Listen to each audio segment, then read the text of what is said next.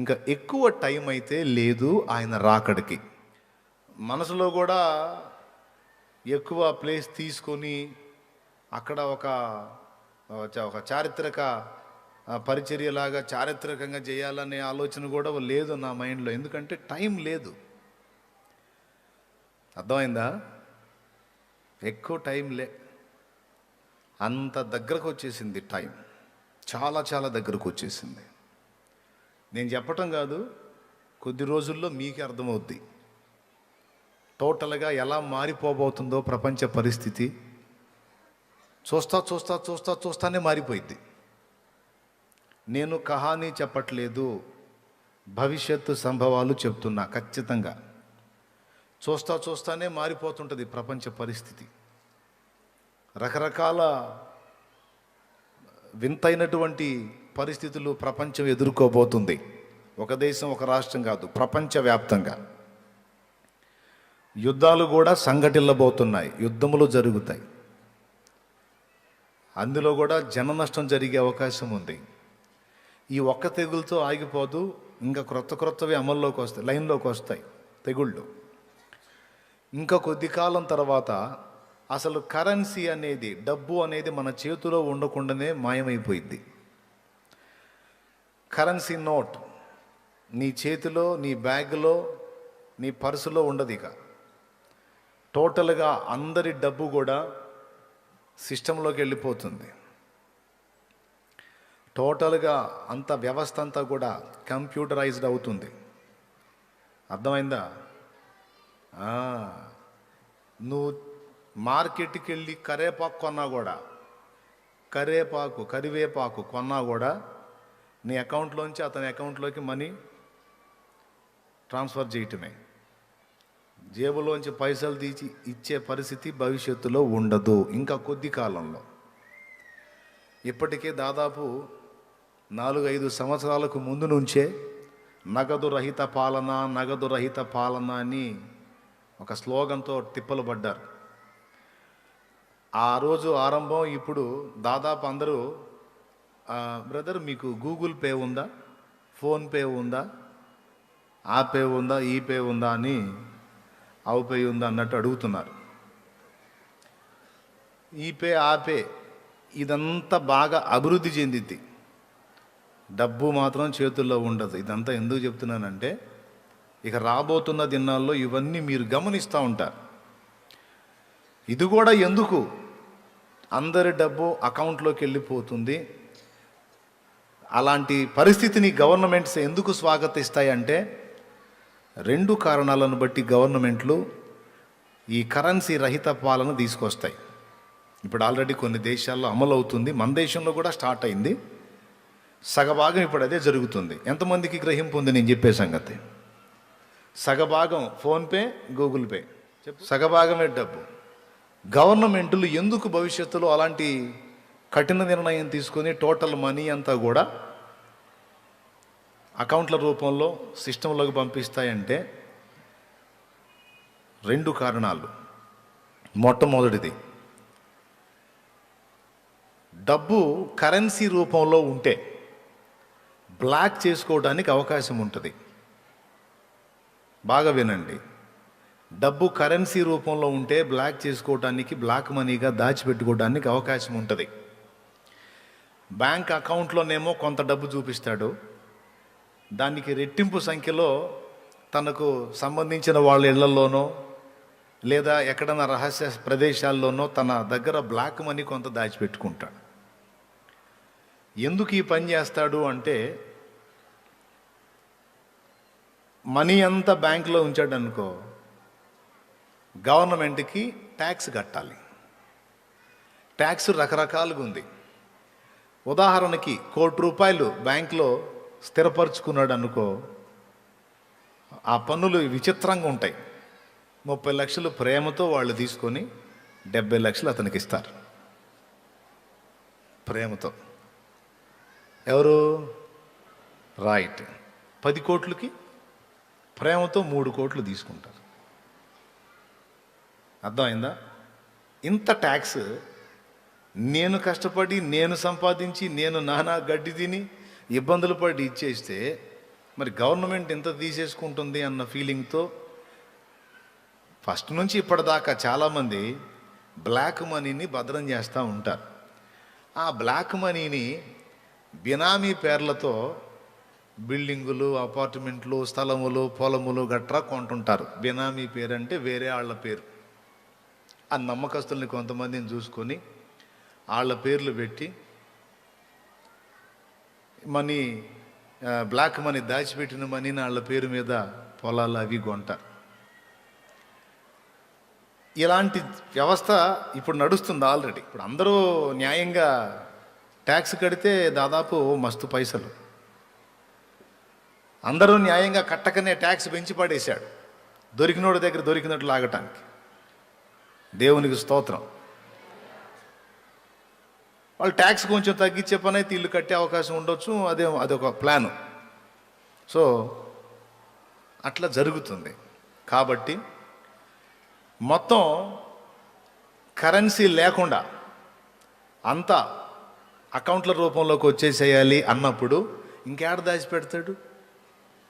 గుంట తీసి గుంటలో పెట్టాచి కాదు, ఎక్కడన్నా తీసుకెళ్ళి ఎవడింట్లోనన్నా పెట్టాచి కాదు. ఎందుకంటే దానికి రూపాయి నోటుకు విలువ లేదు కదా. అందరి డబ్బు అకౌంట్ల రూపంలోకి వెళ్ళిపోయినప్పుడు ఆధార్ కార్డు లింక్ చేస్తాడు, పాన్ కార్డు లింక్ చేస్తాడు, ఇంకా ఏదో ఉంటుంది శతాధారం మొత్తం లింకు చేస్తాడు. ఏ రూపాయి వీడికి వచ్చినా వెంటనే వాళ్ళకి సిగ్నల్ వచ్చేసిద్ది, వాడికి ₹1 వచ్చిందని. రూపాయి వచ్చిందా, మన వంతు లాగండ్రా అంటాడు. వాడికి ₹1,00,00,000 వచ్చిందా, 30 లక్షలు మనయ్యే తీసుకుంటా. ఆ విధంగా గవర్నమెంట్కి డబ్బంతా కూడా మస్తు చేరుతుందన్నమాట. నగదు రహిత పాలన తీసుకొస్తే, అందరి మనీ అకౌంట్ల రూపంలోకి వచ్చేస్తే అకౌంట్లన్నీ గవర్నమెంట్ చేతుల్లో ఉంటాయి. ఎవడు ముసుగులో పెట్టడానికి ఉండదు. ఇక ఎవడు ఏది కొన్నా లెక్క చెప్పాలా. ఒక 20 లక్షలు తీస్తే ఎందుకు తీసావు, 20 లక్షలతో ఏం కొన్నావు, వేస్తే ఎక్కడి నుంచి తీసుకొచ్చేసావు, 20 లక్షలు ఒక్కసారి ఎట్లా వచ్చినాయి నీకు, వేస్తే లెక్క, తీస్తే లెక్క. నాకు 20 లక్షలు ఫలానా పుల్లారావు ఇచ్చాడు అంటే పుల్లారావుకి ఎక్కడి నుంచి వచ్చినాయి. ఆ విధంగా టోటల్గా దానికి ట్యాక్స్ వసూలు చేస్తూ ఉంటున్న పరిస్థితి.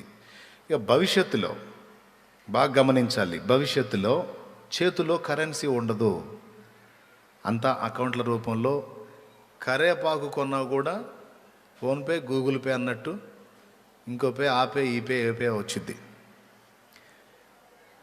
అంతే తప్ప డబ్బు మాత్రం ఉండదు. ఎందుకంటే బ్లాక్ మనీగా దాచిపెట్టుకోవడానికి ఛాన్స్ లేకుండా ఇలాంటి విధానాన్ని గవర్నమెంట్స్ స్వాగతిస్తున్నాయి. రెండవది, నగదు రహిత పాలన. డబ్బు లేకుండా అంటే కరెన్సీ చేతిలో పట్టుకునే పరిస్థితి లేకుండా అంత అకౌంట్ల రూపంలోకి. ఎందుకు అంటే రెండో కారణం చెప్తా. ఇది మేజర్గా చూపించి మరీ వాళ్ళు అలా చేసే అవకాశం ఉంది. అదేంటంటే మొన్న కరోనా వచ్చింది. కరోనా వచ్చినప్పుడు కరోనా రకరకాల కారణాల చేత వస్తుంది. ప్లాస్టిక్ దాని మీద పడితే 5 రోజులు, నీళ్లలో పడితే 3 రోజులు, నేల మీద పడితే 2 రోజులు, ఆడబడితే ఇన్ని రోజులు, ఏడబడితే అన్ని రోజులు అని ఆ వైరస్ ఇన్ని రోజులు జీవించి ఉంటుంది అని చెప్పారు కదా.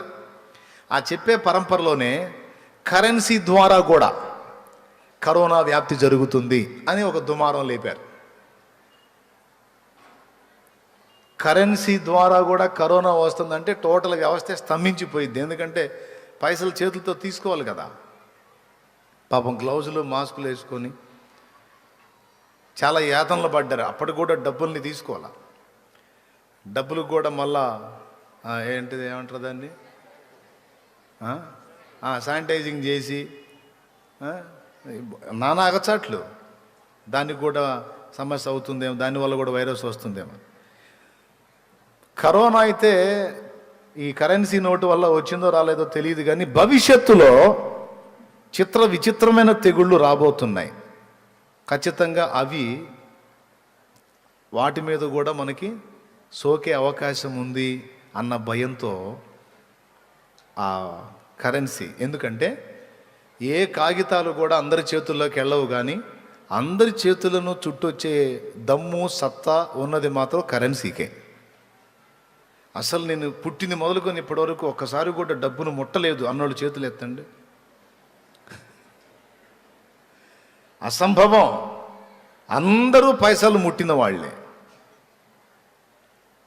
అర్థమైందా? పుట్టింది మొదలుకొని ఇంతవరకు పెన్ను ముట్టలేదు అన్నోడు ఉండొచ్చు, వేరే పేపర్ ముట్టలేదు అన్నోడు ఉండొచ్చు, వేరే ఏమైనా ముట్టలేదు అన్నోడు ఉండొచ్చు, డబ్బు ముట్టలేదు అన్నోడు మాత్రం కష్టం. ఓకేనా? సో ఖచ్చితంగా డబ్బు అందరి చేతుల్లోకి తిరుగుతూ ఉంటుంది కనుక వైరస్ వ్యాప్తి చెందిద్ది అన్న నెపంతో కరెన్సీని రద్దు చేస్తున్నాం.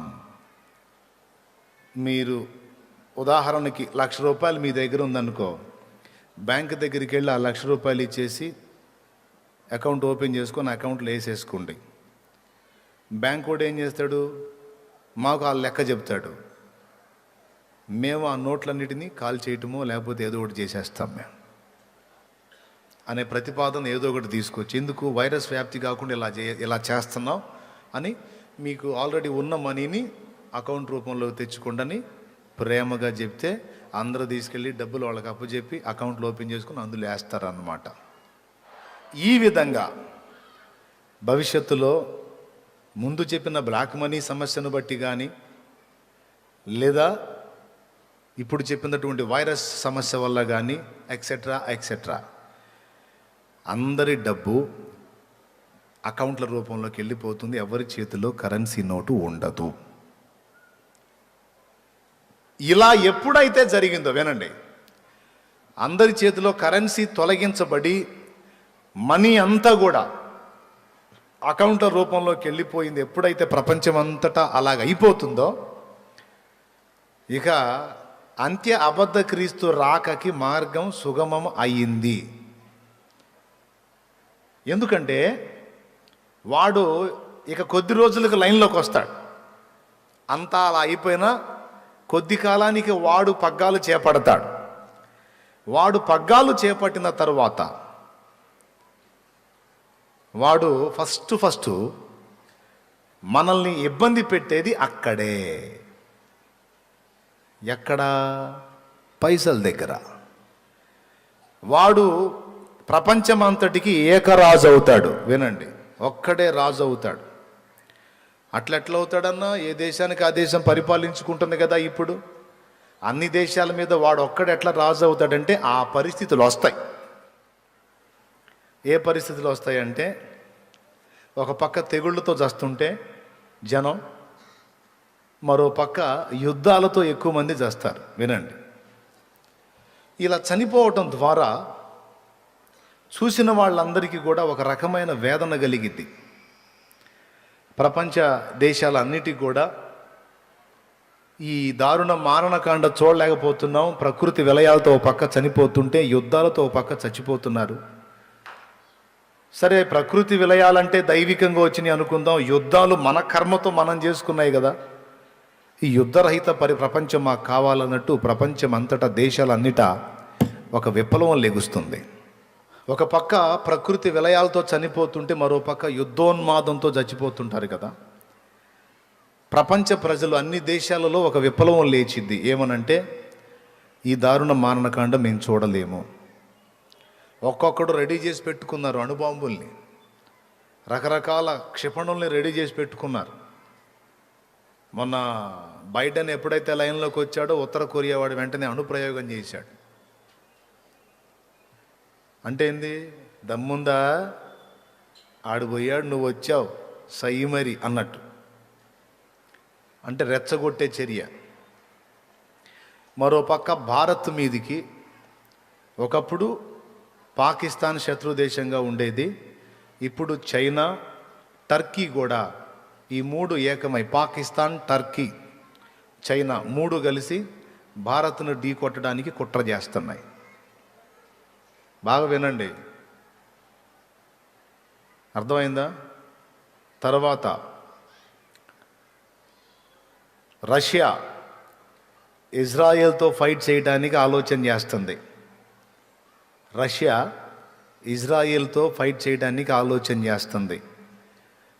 అది నిజంగా ఫైట్ చేయడానికి కదిలిన నాడు ఇంకా అన్నిటికీ ముహూర్తం దగ్గరకు వచ్చిందని అర్థం. 3 రకాలు చెప్పా. ఒక పక్క ఉత్తర కొరియా వాడు అమెరికాని డి అంటే డి అంటున్నాడు. ఒక పక్కన భారత్నేమో చైనా, పాకిస్తాన్, టర్కీ 3 ఏకమై ఢీ కొట్టడానికి ప్లాన్ చేస్తున్నాయి. మరో పక్కన రష్యా ఇజ్రాయెల్ దేశం మీదకి వెళ్ళటానికి ఆలోచన చేసి మంతనాలు చేసి దానికి మిత్ర దేశాలను కూడా సంభాషణలు చేస్తూ మంతనాలు జరుపుతున్నట్టు విశ్వసనీయ సమాచారం. కాబట్టి ఎక్కడ ఏది ముందుకొచ్చినా ప్రాణ నష్టం తప్పనిసరి. బాగా వినాలి. ఇకపోతే ఈ వ్యవహారం అటుంచితే అరబ్ దేశాలు భవిష్యత్తులో జరగబోతుంది, గుర్తుపెట్టుకోండి. అరబ్ దేశాలు 10 దేశాలు కలిపి ఒక్కటే దేశంగా మారబోతుంది. కారణం ఏదైనా కావచ్చు. మనం ఇంతమంది ఉండి స్వతంత్రులంగా ఎవడికోడు పాలన చేసుకుంటుంటే ఎవడు మనల్ని లక్ష్య పెట్టట్లేదు. ప్రపంచమంతటా మనం ముద్ర వేయాలంటే మనం విడివిడి దేశాలుగా కాకుండా మనందరం ఇస్లామిక్ సంబంధులం కాబట్టి మనందరం కలిసి ఒక్కటే దేశం అయిపోదాం. అప్పుడు 10 దేశాలు కలిసి ఒకటే అయిపోయి ఒకటే ముద్ర ఒకటే రాజు అయినప్పుడు అమెరికా కంటే కూడా అదే అగ్రరాజ్యం అవుతుంది. బాగా వినాలి. ఇప్పుడు అమెరికా అగ్రరాజ్యం కదా, దానికంటే కూడా అది అగ్రరాజ్యం అయిపోతుంది. ప్రకటన గ్రంథంలో చెప్పిన నెరవేర్పులన్నీ ఒకటొకటిగా జరగటం ప్రారంభమవుతుంది. న్యూస్ చూడు. నువ్వు చూడాలనుకుంటే, కాసేపు ఏదన్నా చూడాలనుకుంటే ప్రపంచంలో ఏం జరుగుతుందో చూడు. అరబ్ కంట్రీస్, ముస్లిం దేశాలు 10 దేశాలు కలిసి ఒక్కటిగా మారబోతున్న పరిస్థితి తొందరలో రాబోతుంది. అది కూడా జరిగింది. అవన్నీ ఒక్క దేశం అయిపోయినప్పుడు ఒక్కడే రాజు అవుతాడు. ఆ రాజు సిరియా సంబంధి అయి ఉంటాడు. బాగా వినండి. ఇక ప్రపంచం మొత్తానికి పెద్ద రాజ్యంగా ఆ అరబ్ రాజ్యమే కనపడిద్ది. ఎందుకంటే 10 దేశాలు కలిసి ఒకటైపోయింది కదా, దాని ఎఫెక్టు. అదేమో అలా అయింది. ఇక మిగిలిన దేశాలన్నీ కూడా ఒకదాని మీద ఒకటి డి అంటే డి అని కొట్టుకొని ప్రాణ నష్టం జరిగి అన్ని దేశాల్లో ప్రజలు మాకు యుద్ధరహిత పరిపాలన కావాలి అని నినదిస్తారు. అలా నినదించినప్పుడు ఐక్యరాజ్య సమితిలో అన్ని దేశాల ప్రధానులు, ప్రభుత్వ అధికారులు గ్యాదర్ అయి మంతనాలు జరుపుతారు. ఏం చేద్దాం? ప్రజలందరూ ఇలాగ మొత్తుకుంటున్నారు, మా దేశంలో ఇలాంటి వ్యతిరేకతలు వస్తున్నాయి అంటే మా దేశంలో కూడా వస్తున్నాయి, మా దేశంలో కూడా వస్తున్నాయి. అందరికీ అదే గొడవ. ఏం చేద్దాం? అప్పటికే 10 దేశాలు ఏకమై ఒక్కటై పరిపాలించుకుంటున్నాయి కదా హాయిగా. ఇక గ్యాదర్ అయినటువంటి ఈ ప్రధానులందరికీ కానీ, ఇక పెద్ద అధికారులకు కానీ ఒక్కటే ఆలోచన వచ్చింది. 2 దేశాలు విడివిడిగా ఉంటే యుద్ధం తప్పనిసరి.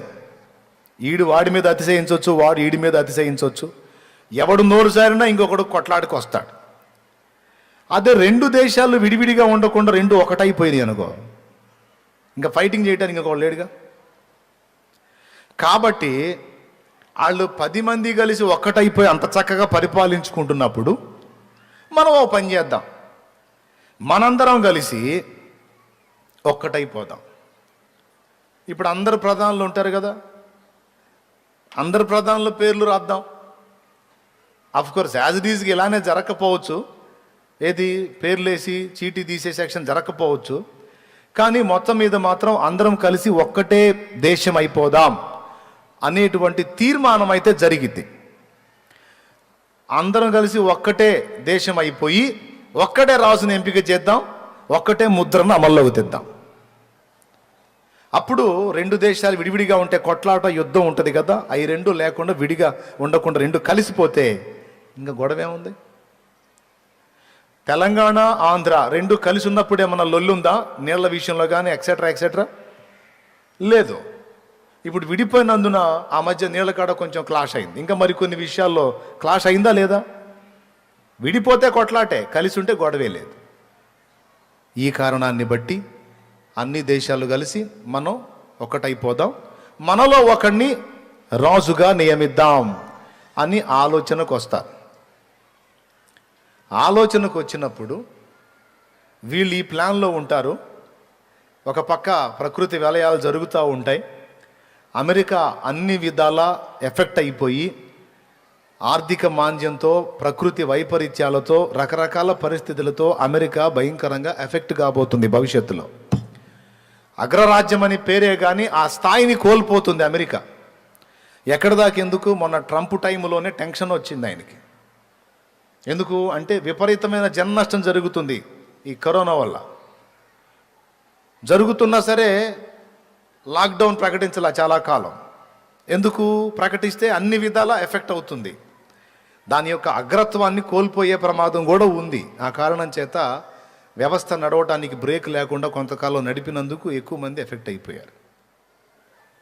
మొన్ననే ఆ డేంజర్ వచ్చింది, దానికి కొద్దిగా మళ్ళా తప్పించుకుంది. ఇక రాబోతున్న రోజుల్లో మాత్రం ఖచ్చితంగా అయింది. ఏమిరా అమెరికా మీద ఏమైనా పగబట్టావా అంటే నేను కాదు, దేవుని యొక్క గ్రంథం చెబుతున్న సాక్ష్యం. అమెరికా అలాంటి ప్రతికూల పరిస్థితి ఎదుర్కొని అగ్రరాజ్యం అన్న పేరు పొందిందే అయినప్పటికీ శక్తిహీనంగా ఉండిపోతుంది.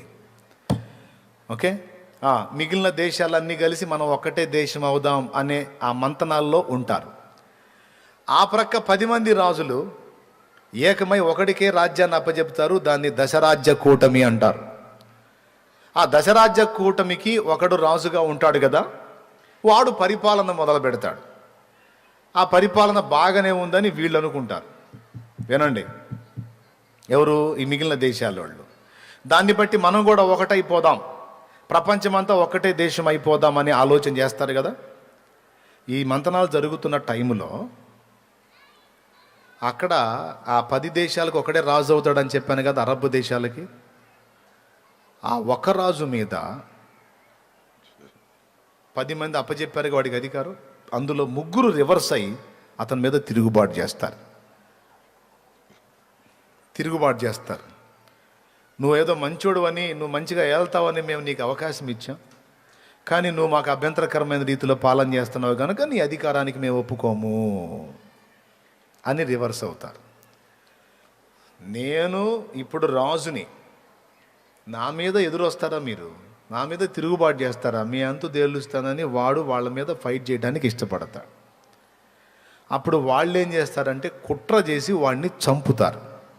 ఆ 10 దేశాల మీద రాజుగా ఎవరైతే ఉంటాడో అతన్ని చంపుతారు. ఇప్పుడు అమెరికాలో మొన్న ఎవరెక్కారు? దిగిపోయిన ఆయన పేరు ఏం పేరు? ట్రంప్ దిగిపోయాడు. ఎవరెక్కారు? బైడెన్. అమ్మ, పిల్లలు కూడా అంటున్నారు ట్రంప్ దిగాడంట, బైడెన్ ఎక్కాడంట. ఒరే బాబు, ఒక మాట చెప్పండి, తమిళనాడు ముఖ్యమంత్రి ఎవరు నాన్న? తెల్వది.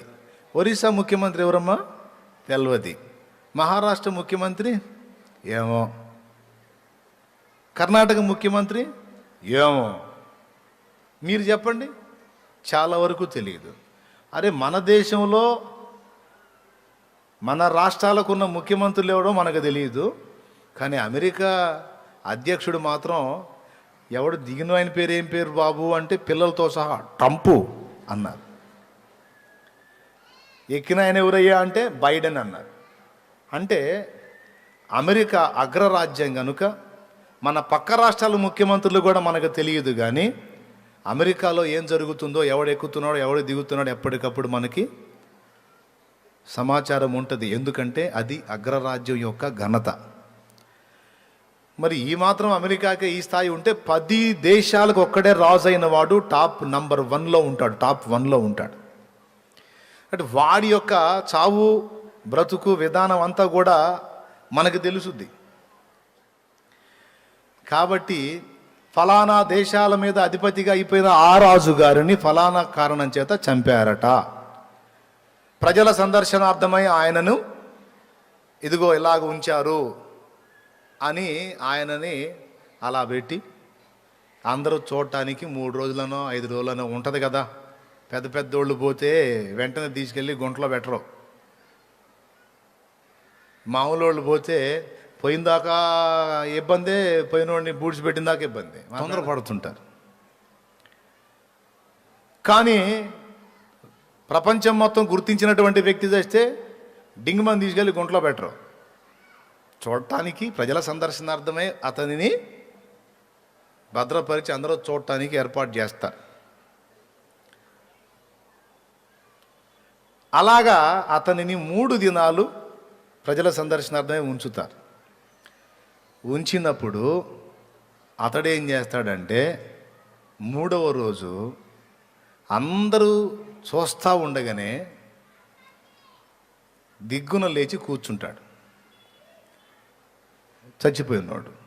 ఆ వింత ఇప్పుడు టీవీలు మారిపోయి సెల్ ఫోన్లు వచ్చినాయిగా, బాత్రూంలో కూర్చొని సెల్ చూసేవాడికి కూడా సమాచారం అందిద్ది.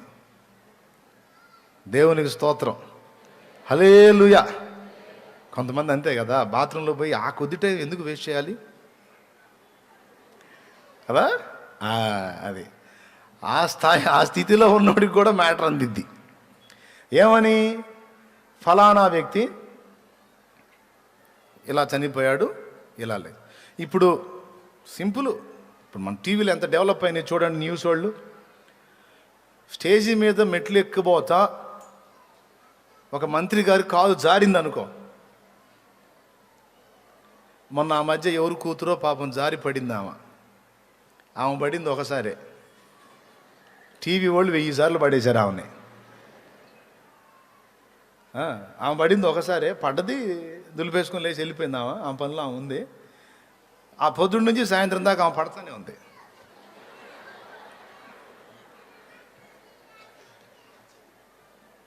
అది ఎన్నిసార్లు పడేస్తారు ఆమెని అంటే, మరి వాళ్ళకి ఏదైనా మంచి హాట్ న్యూస్ దొరికిందాక ఆమెను పడేస్తానే ఉంటారు. కాబట్టి ఏ చిన్న టెంకాయను కూడా వదిలిపెట్టరు కదా న్యూస్ వాళ్ళు. అలాంటిది ఏకదం అందరి ముందు సచ్చినోడు తిరిగి లెగిస్తే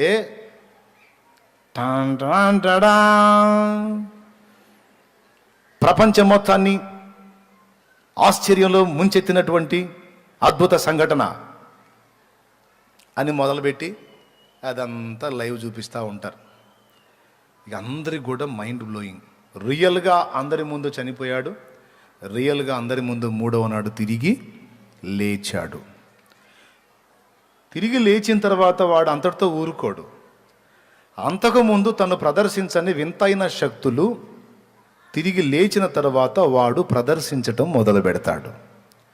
ఇలా మొదలుపెట్టిన తర్వాత ప్రపంచ ప్రజలంతా కూడా ఆశ్చర్యానికి గురవుతారు. ఏంటిది, ఆకాశం నుండి అగ్ని కురిపించగలుగుతాడు, నీళ్ళని రక్తంగా మార్చగలుగుతాడు, కొన్ని వింత వింత క్రియలు చేయగలుగుతాడు. అందరూ చూస్తుండగా ప్రజలంతా ఆశ్చర్యచకితులైపోయి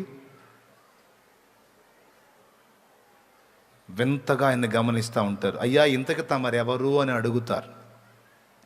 అప్పుడు చెప్తాడు, మీరు అనుకుంటున్న రాజు గీజు కాదురా, నేనే నిజమైన క్రీస్తును అని.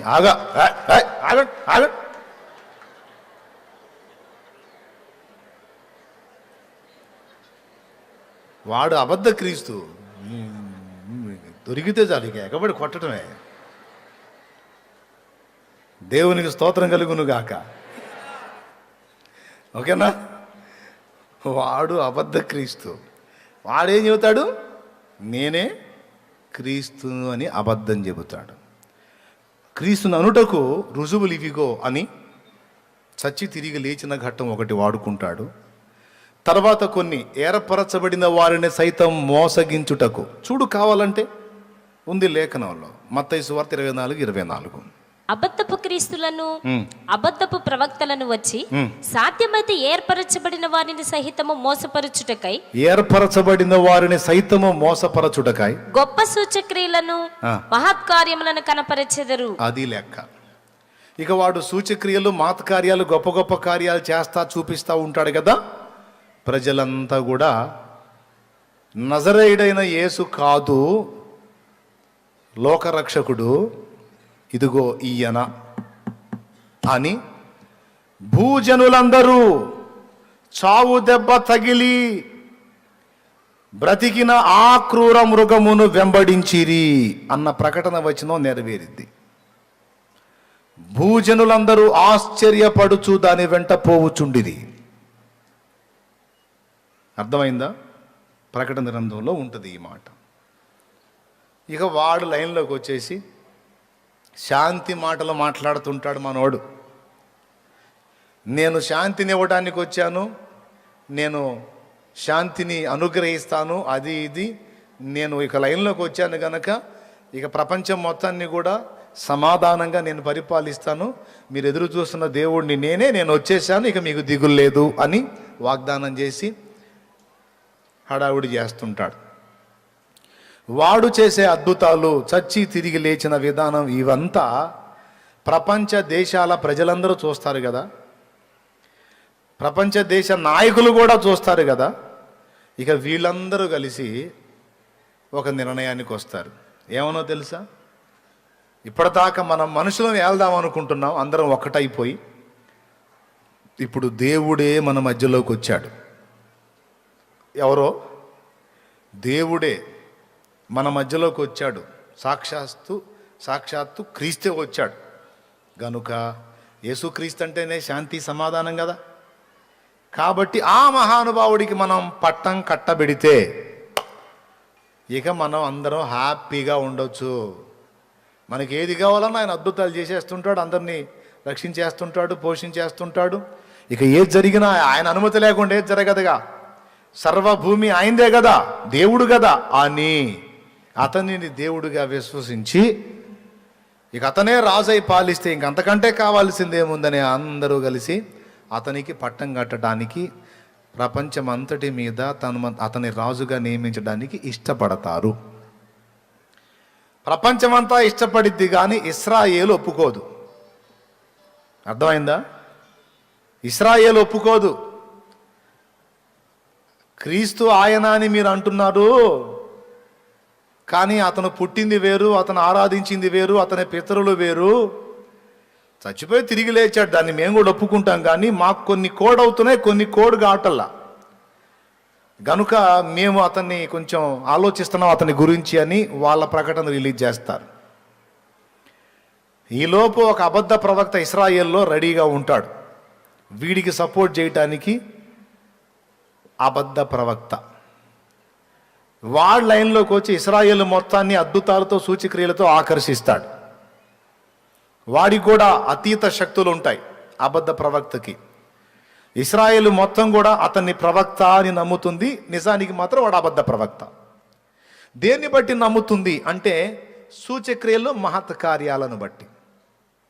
అదే 1 కొరింథీ పత్రిక 1వ అధ్యాయంలో పౌలు మహనీయుడు అంటాడు, యూదులు సూచక క్రియలను అడుగుచున్నారు, గ్రీసు దేశస్థులు జ్ఞానమును వెదకుచున్నారు, మేము సిలువ వేయబడిన క్రీస్తును ప్రకటించుచున్నామన్నాడు పౌలు. యూదులు సూచక క్రియలకు ఆకర్షితులు గనుక ఆ అబద్ధ ప్రవక్త లైన్లోకి వచ్చి సూచక్రియలు, మహత్కార్యాలు అక్కడ చేస్తూ ఉంటాం కారణం చేత ఇజ్రాయేల్ మొత్తం కూడా అతనికి కనెక్ట్ అయి ఉంటుంది. ఇక వాడి కార్యాలను బట్టి, ఆ అబద్ధ ప్రవక్త కార్యాలను బట్టి ఇజ్రాయేల్ మొత్తం వాడిని కనెక్ట్ అయి ఉంటుంది. వీడు ఆ అబద్ధ క్రీస్తుకు సపోర్ట్గా ఉంటాడు.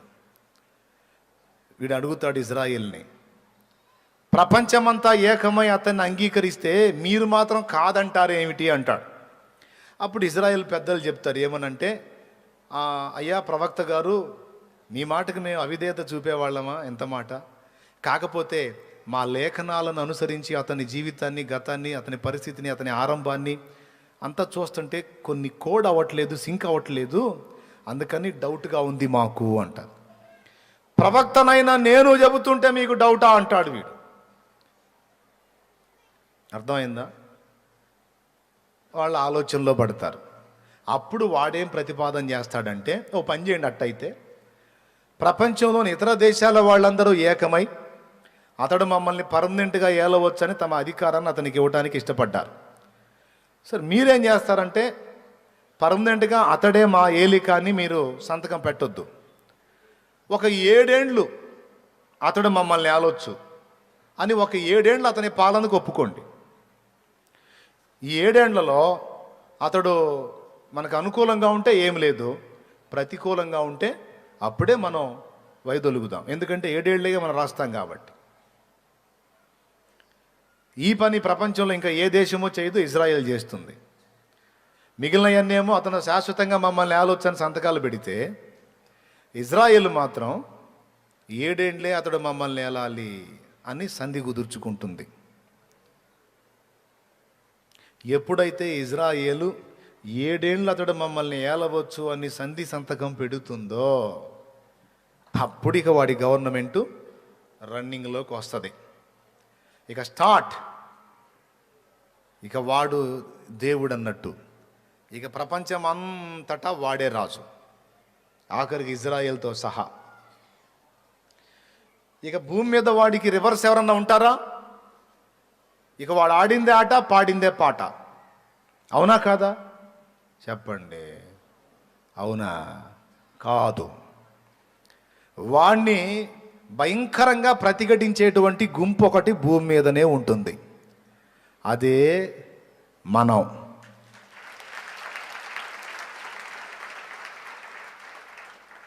ప్రకటన గ్రంథ లేఖనాలు చెప్పిన ప్రకారం నువ్వు వచ్చావరా, నీ చరిత్ర మిగిలిన వాళ్ళకి తెలియదు, మాకు తెలుసు. మాకు నువ్వు కాదు క్రీస్తు, నజరేయుడగు యేసే మా క్రీస్తు అని భూమి మీదున్న సార్వత్రిక సంఘము సంఘటితమై వాడిని ఎదిరిస్తుంది. ఇక పరిశుద్ధులతో యుద్ధం వాడికి, పరిశుద్ధులు కూడా వాడితో ఎదురు తిరుగుతారు. ఎవడైనా నా మాటను ధిక్కరించి తిరుగుబాటు చేసి తిరస్కరిస్తే వాడికి జరిగే పని వాడికి నేను చేస్తా. ఇందులో భాగంగా మొట్టమొదట అందరికీ ఇదే నా ఆజ్ఞ, ఆ మృగము యొక్క పేరైనను దాని పేరిట సంఖ్య అయినను చేతి మీద కానీ నొసటి యందు కానీ ధరించాలి. అర్థమైందా? ఏమిటది అంటే 666. ఆ మృగము పేరైనను దాని పేరిట సంఖ్య అయినను ముద్ర అది కలిగి ఉన్నవాడు తప్ప క్రయ విక్రయములు చేయుటకు ఇక ఎవరికి అధికారము లేదు. నీ దగ్గరున్న వస్తువు అమ్మాలన్నా, ఎదురున్న వస్తువు కొనాలన్నా, కరివేపాకు కొనాలన్నా కూడా మార్కెట్కి వెళ్తావు, ఒక కట్ట కరివేపాకు అయ్యా అంటావు. అతను ఏమంటాడు తెలుసా? ముద్ర ఏది అంటాడు. ముద్ర ఏంది అంటే నీ పేరు చెప్పు అంటే పేరు చెప్తాడు. అకౌంట్ ఓపెన్ కాదు, అకౌంట్ ఓపెన్ కావట్లా అంటే ఓపెన్ కాదు బాబు అంటాడు. ఎవరు? సత్క్రైస్తవుడు. ఎందుకు కాదు అంటే ముద్ర వేయించుకోలేదని. ముద్ర వేయించుకోకపోతే ఎక్కడ ఇస్తావు యాపబో అంటారు. కొనుటకైనను అమ్ముటకైనను అవకాశం ఉండదు. ఎందుకు తెలుసా? వాడు అక్కడి నుంచి ఆజ్ఞ జారీ చేస్తాడు. ముద్ర వేయించుకుంటేనేమో యుగ యుగాలు దేవుని ఉగ్రతను కోపమును మద్యం తాగాల్సి ఉంటుంది. వేయించుకోపోతేనేమో వాడు కూడు నీళ్లు లేకుండా చేస్తాడు. ఇప్పుడు నిజ క్రైస్తవుడు ఎవడో డూప్లికేట్ ఎవడో బయటపడిద్ది. ఎంతమందికి అర్థమైందో స్తోత్రం చెప్పండి. హల్లెలూయా. చాలామంది కూటాలు పెట్టి యేసుప్రభు అద్భుతాలు సూచక్రియలు మాత కార్యాలు చేస్తాడు, అట్లా చేస్తాడు, ఇట్లా చేస్తాడంటే నమ్ముకున్నాం. కానీ కూటి నీళ్ళు లేకుండా చంపుతాడంటే నేను ఎందుకు నమ్ముకుంటాను? అమ్మాయి నేను పోతున్నా. ఎక్కడికమ్మా? ముద్ర వేయించుకుంటా. పిచ్చి మొహమా, వాడి పరిపాలన అంతా 3.5 ఏండ్లు. వాడు మనల్ని చంపినా లేక ఆకలితో మనం చచ్చినా నువ్వేం చింతపడొద్దు, మళ్ళా ఏ శైలి లేపుతాడు. నా మాట విను, వద్దు అని సత్క్రైస్తవురాలు తన తండ్రినో తల్లినో ఆపుతుంది. మరి అన్న వాడు కూడు నీళ్ళు లేకుండా చేస్తే మరి ఏసై మనకి ఏం చేస్తాడు? భయపడొద్దు. వాడు అన్నం లేకుండా నీళ్లు లేకుండా చంపడానికి ప్రయత్నించినా, వాడు నీకు ప్రాణహాని తలపెట్టడానికి ప్రయత్నించినా హతసాక్షుల లెక్కలో ఉన్నవాళ్ళు మాత్రమే హతులవుతారు తప్ప ఇక మిగిలిన వాళ్ళందరినీ దేవుడు ఏలియా దేవుని వలె ఆనాడు పోషిస్తాడన్నమాట. దేశమంతా కరువు, ఏలియాకు మాత్రం రొట్టెలు మాంసం. అట్లాగా ముద్ర వేయించుకున్న వాళ్ళకేమో జల్సాగా అన్నీ ఉన్నాయి అని ఆనందపడుతుంటారు ముద్ర వేయించుకున్న వాళ్ళు. ముద్ర లేనోడేమో మోకాళ్ళలోని ప్రభువా నువ్వే ఆహారం పంపించు, నువ్వు ఏలియా దేవుడివై ఆనాడు ఏలియాకి ఆహారం ఇచ్చావు కదా, ఈరోజు నేను నా భార్య నా పిల్లలు ఆకలితో ఉన్నాం దేవా, దయచేసి మాకు ఆహారం పంపు అంటే ఆనాడు అద్భుతమైన రీతిలో ఆయన నీకు పోషణ పంపుతాడు. అన్నా నిజంగా పంపుతాడో వదిలేస్తాడో అనే డౌటు నీకు అక్కర్లేదు. అర్థమైందా? ఇంకొకటి కూడా చెప్తా, ఆ రోజు హతసాక్షి మరణానికి కూడా నువ్వు వెనకాడవు. యేసు ప్రభుని నజరేయుడుకు యేసుని నమ్ముతావా, నీకు శిరచ్ఛేదం చేయమని ఆజ్ఞ వచ్చిందంటే తొందరగా పదండి ఆ కార్యక్రమం కానివ్వండి అని నువ్వే వాళ్ళ వెంట పడతావు. ఎందుకన్నా మెంటలెక్కిద్దా ఏంది అని అడగవాకు. మెంటలెక్కదు, ఆత్మ అభిషేకం కుమ్మరించబడిద్ది. వాడు తన కాళ్ళ మందు బయలుపడినట్లు వానికి మనకు మధ్య ఉన్నటువంటి ఆత్మ వానికి మనకు మధ్యలో నుండి పక్కకు తొలగి మన మీదికి వస్తాడు. అది కడవరి వానకాలం. ఇక కుమ్మరించబడిద్ది అభిషేకం. ఇక చిన్న పెద్ద వృద్ధుడు స్త్రీ పురుషుడు అందరూ కూడా దేవుని సత్క్రైస్తవులు అందరూ కూడా క్రీస్తు సాక్షులుగా నిలిచి భగ్గున మండుతారు. వాడు చర్చిలు మూపిస్తాడు. గుర్తుపెట్టుకోండి, చర్చిలు మూపిస్తాడు, అంతటితో ఆగడు. మసీదులు మూపిస్తాడు, అంతటితో ఆగడు. ఈరోజు మనోళ్ళు గందరగోళం అవుతున్నారు కదా గుళ్ళు, అవి కూడా మూపిస్తాడు. ఇదేంది అంటున్నారా? అంతే. ఏది దేవుడు అనబడునో ఏది పూజింపబడునో దానంతటికి పైగా వాడు తన్ను తానే హెచ్చించుకొనును. దాని అర్థం ఏంటంటే ఎక్కడ ఎవరు ఏ గుడి ఏ కార్యక్రమం పెట్టబోయినా ఒకటే ఆజ్ఞ, అరే నిజమైన దేవుణ్ణి నేనే వచ్చి మీ కళ్ళ ముందు ఉంటే మళ్ళీ మీరు అక్కడెక్కడ మొక్కేదేందిరా, ప్రత్యక్ష దైవం నేను మీ కళ్ళ ముందు ఉంటే అంటాడు. జనాలు కూడా ఇక వేరే వాటిని వదిలేస్తారు, ఎందుకంటే మనకు దేవుడే కళ్ళ ముందు కనపడుతున్నాడు కదా, ఇంకేంటి అని అంత బ్రేక్. ఒకవేళ ఆ టైంలో మనము ఉన్నట్టయితే, ఏది ఇంకా కొద్ది కాలంలో చాలా తొందరగా అయినట్టయితే, ఇంత మందిరం కూడా ఖాళీ హోతా హే. దానికి ముంగుర్తుగానే మొన్న కరోనా చిన్న జర్క్ ఇచ్చింది. స్తోత్రం. పెద్ద పెద్ద మందిరాలు సైతం బ్రేక్ అయిపోయినాయి, చిన్న మందిరాలు సైతం బ్రేక్ అయిపోయినాయి. ఆ పెద్ద వాటిల్లో ఇది కూడా ఒకటి కదా దేవుని కృపతో. చూసారా మరి ఇందులో కూడా జరిగిందా? ఎంత? ఒక రోజా, 2 రోజులా, 3 రోజులా, కనీసం 3 నెలల పైచిలుకు. రేపు వాడి కాలంలో కూడా 3.5 సంవత్సరాలు బ్రేక్ అయిపోయింది. చెవులు గలవాడు ఆత్మస్వరం వినుగాక, భవిష్యత్తు సంభవం. 3.5 నెలలు చర్చి బ్రేక్ అయినట్టు. నిజంగా అండి, కరోనా టైములో ఎలాగైతే అందరినీ కంట్రోల్ చేసి కరోనా అందరినీ తన గుప్పెట్లో పెట్టుకుని గడగడగడ వణికించిందో, దేశ ప్రధానాధికారులు సైతం మాస్కులు పెట్టుకొని మనిషికి బారెడు దూరంగా కూర్చొని నానా బాధలు పడ్డారు కదా. రాజు నుంచి బీదవాని వరకు అందరికీ మాస్క్ వచ్చినట్టు రేపు వాడి పాలనలో ముద్ర వస్తుంది. ముఖానికి చేతికి, ముఖానికేమో మాస్కు, చేతికేమో గ్లౌజు. యాజ్ ఇట్ ఈజ్గా రేపు వాడి పాలనలో ముఖానికేమో నొసళ్ళ యందు ముద్ర, చేతి మీద ముద్ర. 3.5 నెలలు ఇది అల్లాడించింది. 3.5 ఏండ్లు వాడల్లాడిస్తాడు.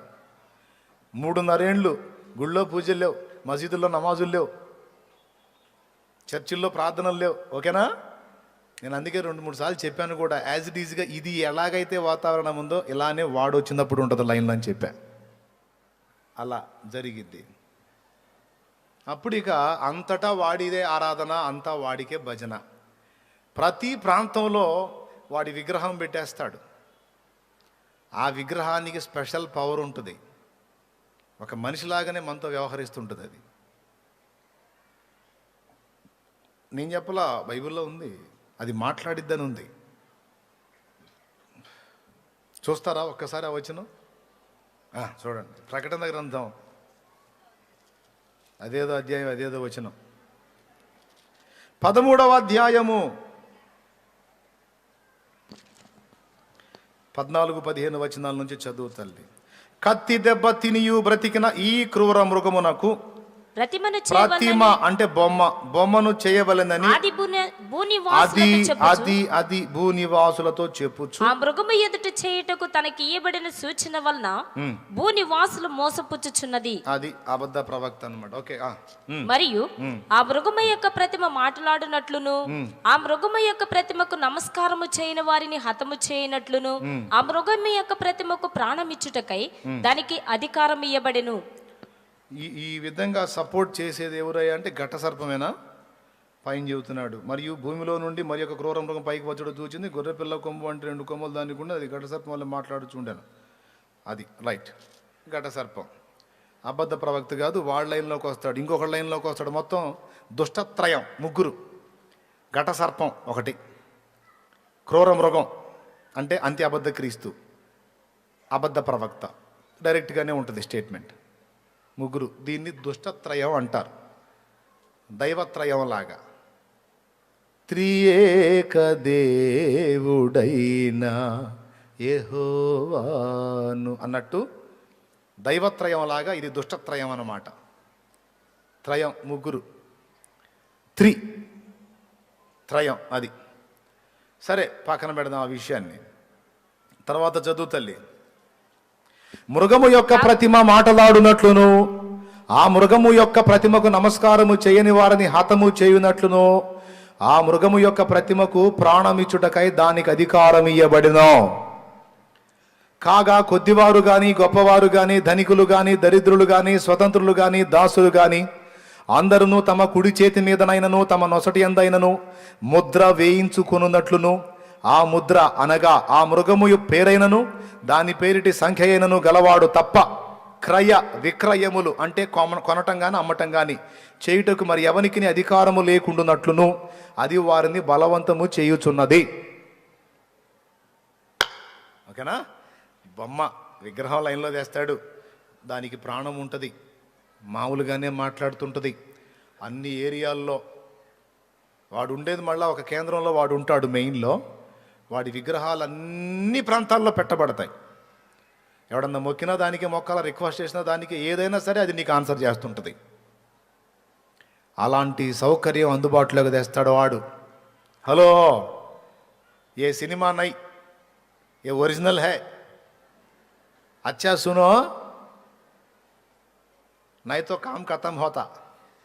దేవునికి స్తోత్రం, హల్లెలూయా. ఇది ఒరిజినల్గా జరగబోతున్న విషయం. ఆ తర్వాత ఇక భూ ప్రజలంతా వాడికి దాసులైపోతారు. సంఘం మాత్రం రివర్స్ అయింది. ఇక భూమి మీద వాడికి శత్రువులు ఎవరు? భూమి మీద వాడికి యుద్ధం ఎవరితో అంటే పరిశుద్ధులతో. ఎవరు పరిశుద్ధులు అంటే క్రీస్తు రక్తము చేత విమోచింపబడిన దేవుని సంఘము. అందరిని చెదరగొట్టేస్తాడు. నక్సల్స్ అడవిలోకి పోయి తలదాచుకున్నట్టు అంత్యకాలములో సంఘము అంత్య అబద్ధ క్రీస్తు చేత ఘోర శ్రమలు పొందుతుంది. ఆయన సంఘమునకేమి కాకుండా దేవుడు అద్భుతంగా కాపాడుకుంటాడు. ఎలా అంటే దానియేలు, షడ్రకు, మేషకు, అబేద్నెగోల ఉదంతం. షడ్రకు, మేషకు, అబేద్నెగోలను అగ్నిగుండంలో వెయ్యకుండానే ఆపగలడు దేవుడు. కానీ ఆపలా, అగ్నిలో పడనిచ్చాడు. కానీ అగ్ని వారికి ఏమీ చేయకుండా క్షేమంగా బయటికి తీసుకొచ్చాడు. ఒక మాట చెప్పనివ్వండి, అగ్నిలో పడకముందే దేవుడు ఆపొచ్చు. అలా ఆపటం వల్ల రెండు మనం లాస్ అవుతాం. నంబర్ 1, షడ్రకు, మేషకు, అబేద్నెగోల యొక్క తీర్మానంలోని స్థిరత్వం మనకు అర్థం కాదు. ఆ పరీక్షలో వాళ్ళు పాసా ఫెయిల్ అనేది మనకు అర్థం కాదు. నంబర్ 1. నంబర్ 2, అగ్నిగుండంలో వెయ్యబడకముందే వాళ్ళు ఆపబడ్డట్టయితే దేవునికి అంత మహిమ రాదు. దేవుని మహిమను జనం చూసే అవకాశం దొరకదు. సో ఈ 2 కారణాలను బట్టి శిక్ష విధించనిచ్చాడు, అగ్నిలో వెయ్యనిచ్చాడు. అగ్నిలో వేసిన వాళ్ళు కూడా తెచ్చారు, వాళ్ళని లోపలికి ఇసిరిన వాళ్ళు తెచ్చారు. ఆ అగ్ని దెబ్బకి. మరి రాజాజ్ఞ, వాళ్ళు లేసేండ్రా అన్నాడు. వాళ్ళు వేయలే, కాలుతుంది సార్, అమ్మ ఈ మంటలేను సార్, వేయలేము సార్ అంటే వీళ్ళని లేసేండ్రా అంటాడు ముందు. అందుకని వాళ్ళని ఎత్తుకొని వేయటానికి పోయారు. వాళ్ళని విసిరేటప్పుడే ఆ అగ్ని శిఖలు ఉంటాయి కదా, వచ్చి తగిలినాయి, చచ్చిపోయారు అక్కడే. కానీ లోపల విసరబడ్డ వాళ్ళని మాత్రం అగ్ని ఏమీ చెయ్యలేదు. అగ్ని ఏడంతలై పండుచుండినను, అగ్ని ఏడంతలై పండుచుండినను, అగ్ని బలమును పంచలేదులే నీ ప్రియుల దేహాలను. అగ్ని బలము చల్లారెనే, శత్రు సమూహము అల్లాడెనే. అగ్ని బలము చల్లారెనే, శత్రు సమూహము అల్లాడెనే. నేను నీ స్వాస్థ్యమే, నీవు నా సొంతమే, నా స్తోత్ర బలులన్నీ నీకేనయ్యా. నేను నీ స్వాస్థ్యమే, నీవు నా సొంతమే, నా స్తోత్ర బలులన్నీ నీకేనయ్యా. నా హృదయాన కొలువైన యేసయ్యా, నా అణువణువు నిన్నే ప్రస్తుతించనే కీర్తనీయుడా.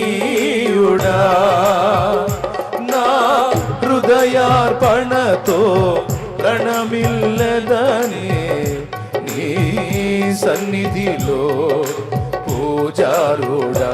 నా హృదయార్పణతో ప్రణమిల్లెదని నీ సన్నిధిలో పూజారుడా.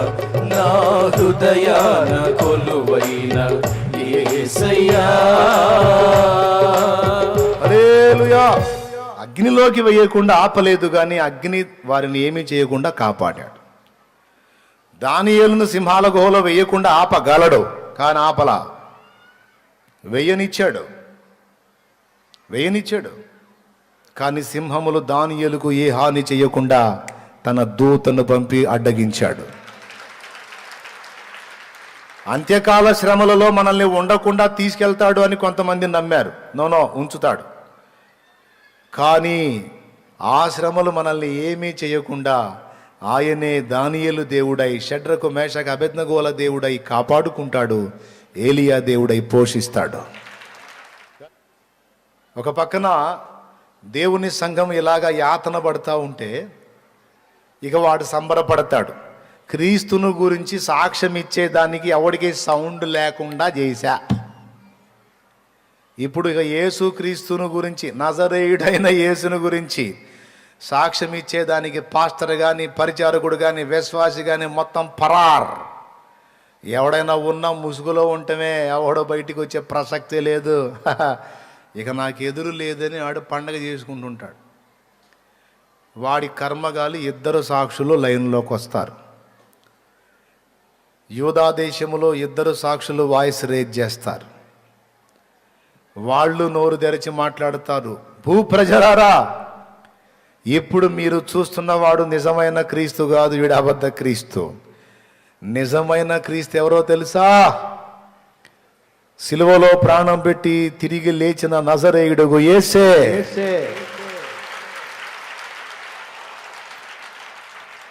నేను నా ఇద్దరు సాక్షులకు అధికారం ఇచ్చేదను, వారు 1260 దినములో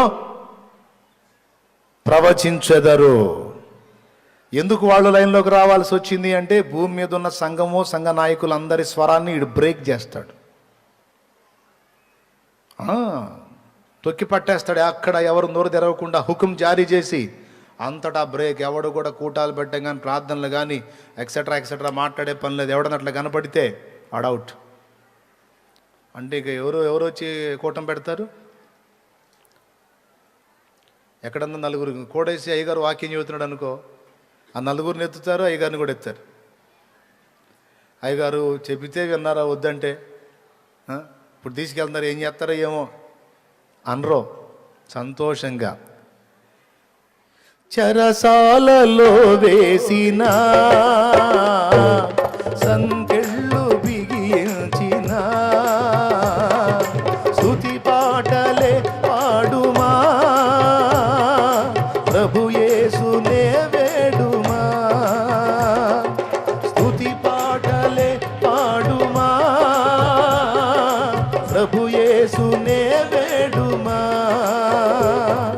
ప్రభు యేసునే వేడుమా. హల్లెలూయా పాట, యేసయ్య పాట పాడాలి ప్రతి చోట, పాడాలి ప్రతి నోట. హల్లెలూయా పాడాలి ప్రతి చోట, పాడాలి ప్రతి నోట. హల్లెలూయా హల్లెలూయా హల్లెలూయా హల్లెలూయా హల్లెలూయా హల్లెలూయా, ఆమేన్. హల్లెలూయా, హల్లెలూయా, హల్లెలూయా, హల్లెలూయా, హల్లెలూయా, హల్లెలూయా, హల్లెలూయా, హల్లెలూయా, హల్లెలూయా, హల్లెలూయా, హల్లెలూయా, హల్లెలూయా.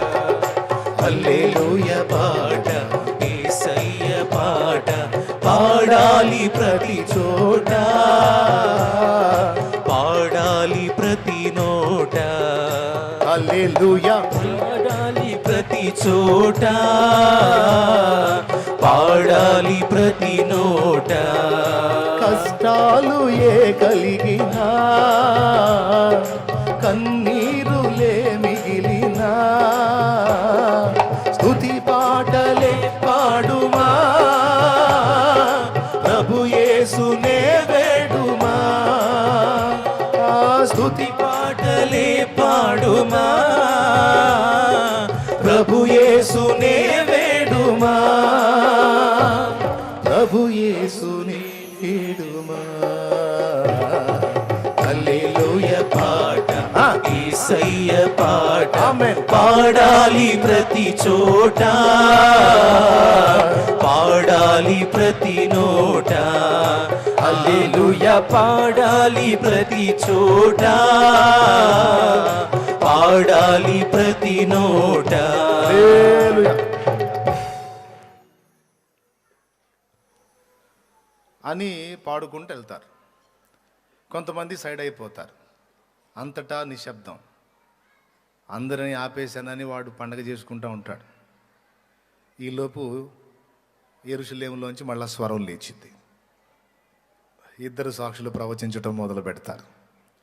ఆ ఇద్దరు సాక్షులు ఎవరు అన్న దాని మీద బోల్డ్ అంతా వ్యవహారం ఉంది. దాన్ని కూడా గతంలో చెప్పాను, మళ్ళీ ఒకసారి చెప్తా. ఈసారి ఎప్పుడన్నా చెప్తాలే వాళ్ళు ఎవరు అనేది. మళ్ళీ దానికి పోతే అన్ని నిరూపించుకుంటూ రావాలి, టైం పట్టిద్ది. దాన్ని పక్కన పెడదాం. ఇక వాళ్ళు ఒక పక్క ప్రవచిస్తుంటారు, బాగా వినండి. ఒక పక్క సంఘాన్ని వాడు తరుముతూ ఉంటాడు, ఇబ్బంది పెడతా ఉంటాడు. ఇజ్రాయెల్ జనాంగం కూడా నిమ్మళంగా ఉంటుంది. ఎందుకంటే వాడి పాలన చూస్తూ ఉంటుంది. వాళ్ళ ఆ లోపు దేవాలయం నిర్మాణం చేసుకుంటారు. అందులో అనుదిన బలి, మోషే ధర్మశాస్త్రం ప్రకారం యెహోవాకి ఈ బలి నైవేద్యాలు అర్పిస్తూ ఉంటారు. వాళ్ళ తంత అక్కడ జరుగుతూ ఉంటుంది. ఇక ఈ ముద్రల పరంపర జరుగుతుంటుంది. అందరూ ముద్ర ఎగబడి వేయించుకుంటారు. నాకై 666 కంటికి కనబడుతున్న దేవుని ముద్ర వేసేయండి అని ఎగబడి వేయించుకుంటుంటారు. సంఘం మాత్రం ముద్ర వద్దంటుంది. ముద్ర లేకపోతే ఫుడ్ ఉండదు, లేకపోతే పోషిస్తాడు, అయినా పర్వాలేదు, ఆకలితో చచ్చినా పర్వాలేదు, ఏం పర్లేదు. ఉన్నా 3:30, చచ్చినా 3:30. అంతేనా? ఏదంటారు కదా, ఏనుగు బతికినా 10 ఏంటి, ఏం చెప్పరు? సరేలే, మనకు తెలియని సామెతలు ఎందుకు. బతికి ఉన్నా 3:30, ఎందుకంటే తర్వాత వచ్చేస్తాడు. చచ్చినా 3:30. కాబట్టి ఏమైనా మాకు ఇబ్బంది లేదు, ముద్ర మాత్రం వేయించుకో. ఏడిసారు అట్టయితే చావండి ఆకలితోనే అందరూ ముద్ర వేయించుకుంటారు. ఇందులోనే నకిలీ క్రైస్తవులు కూడా లైన్లోకి వెళ్తారు. బ్రదర్, ఏంటి బ్రదర్ నువ్వు? ఏముంది బ్రదర్, మరి ఏం ఒరిగింది? ఎప్పుడో ఆయన వస్తాడు, ఎప్పుడో చేస్తాడని ఎదురు చూస్తూ ఉంటే ఇప్పుడు ఆకలితో తెచ్చేటట్టున్నావు.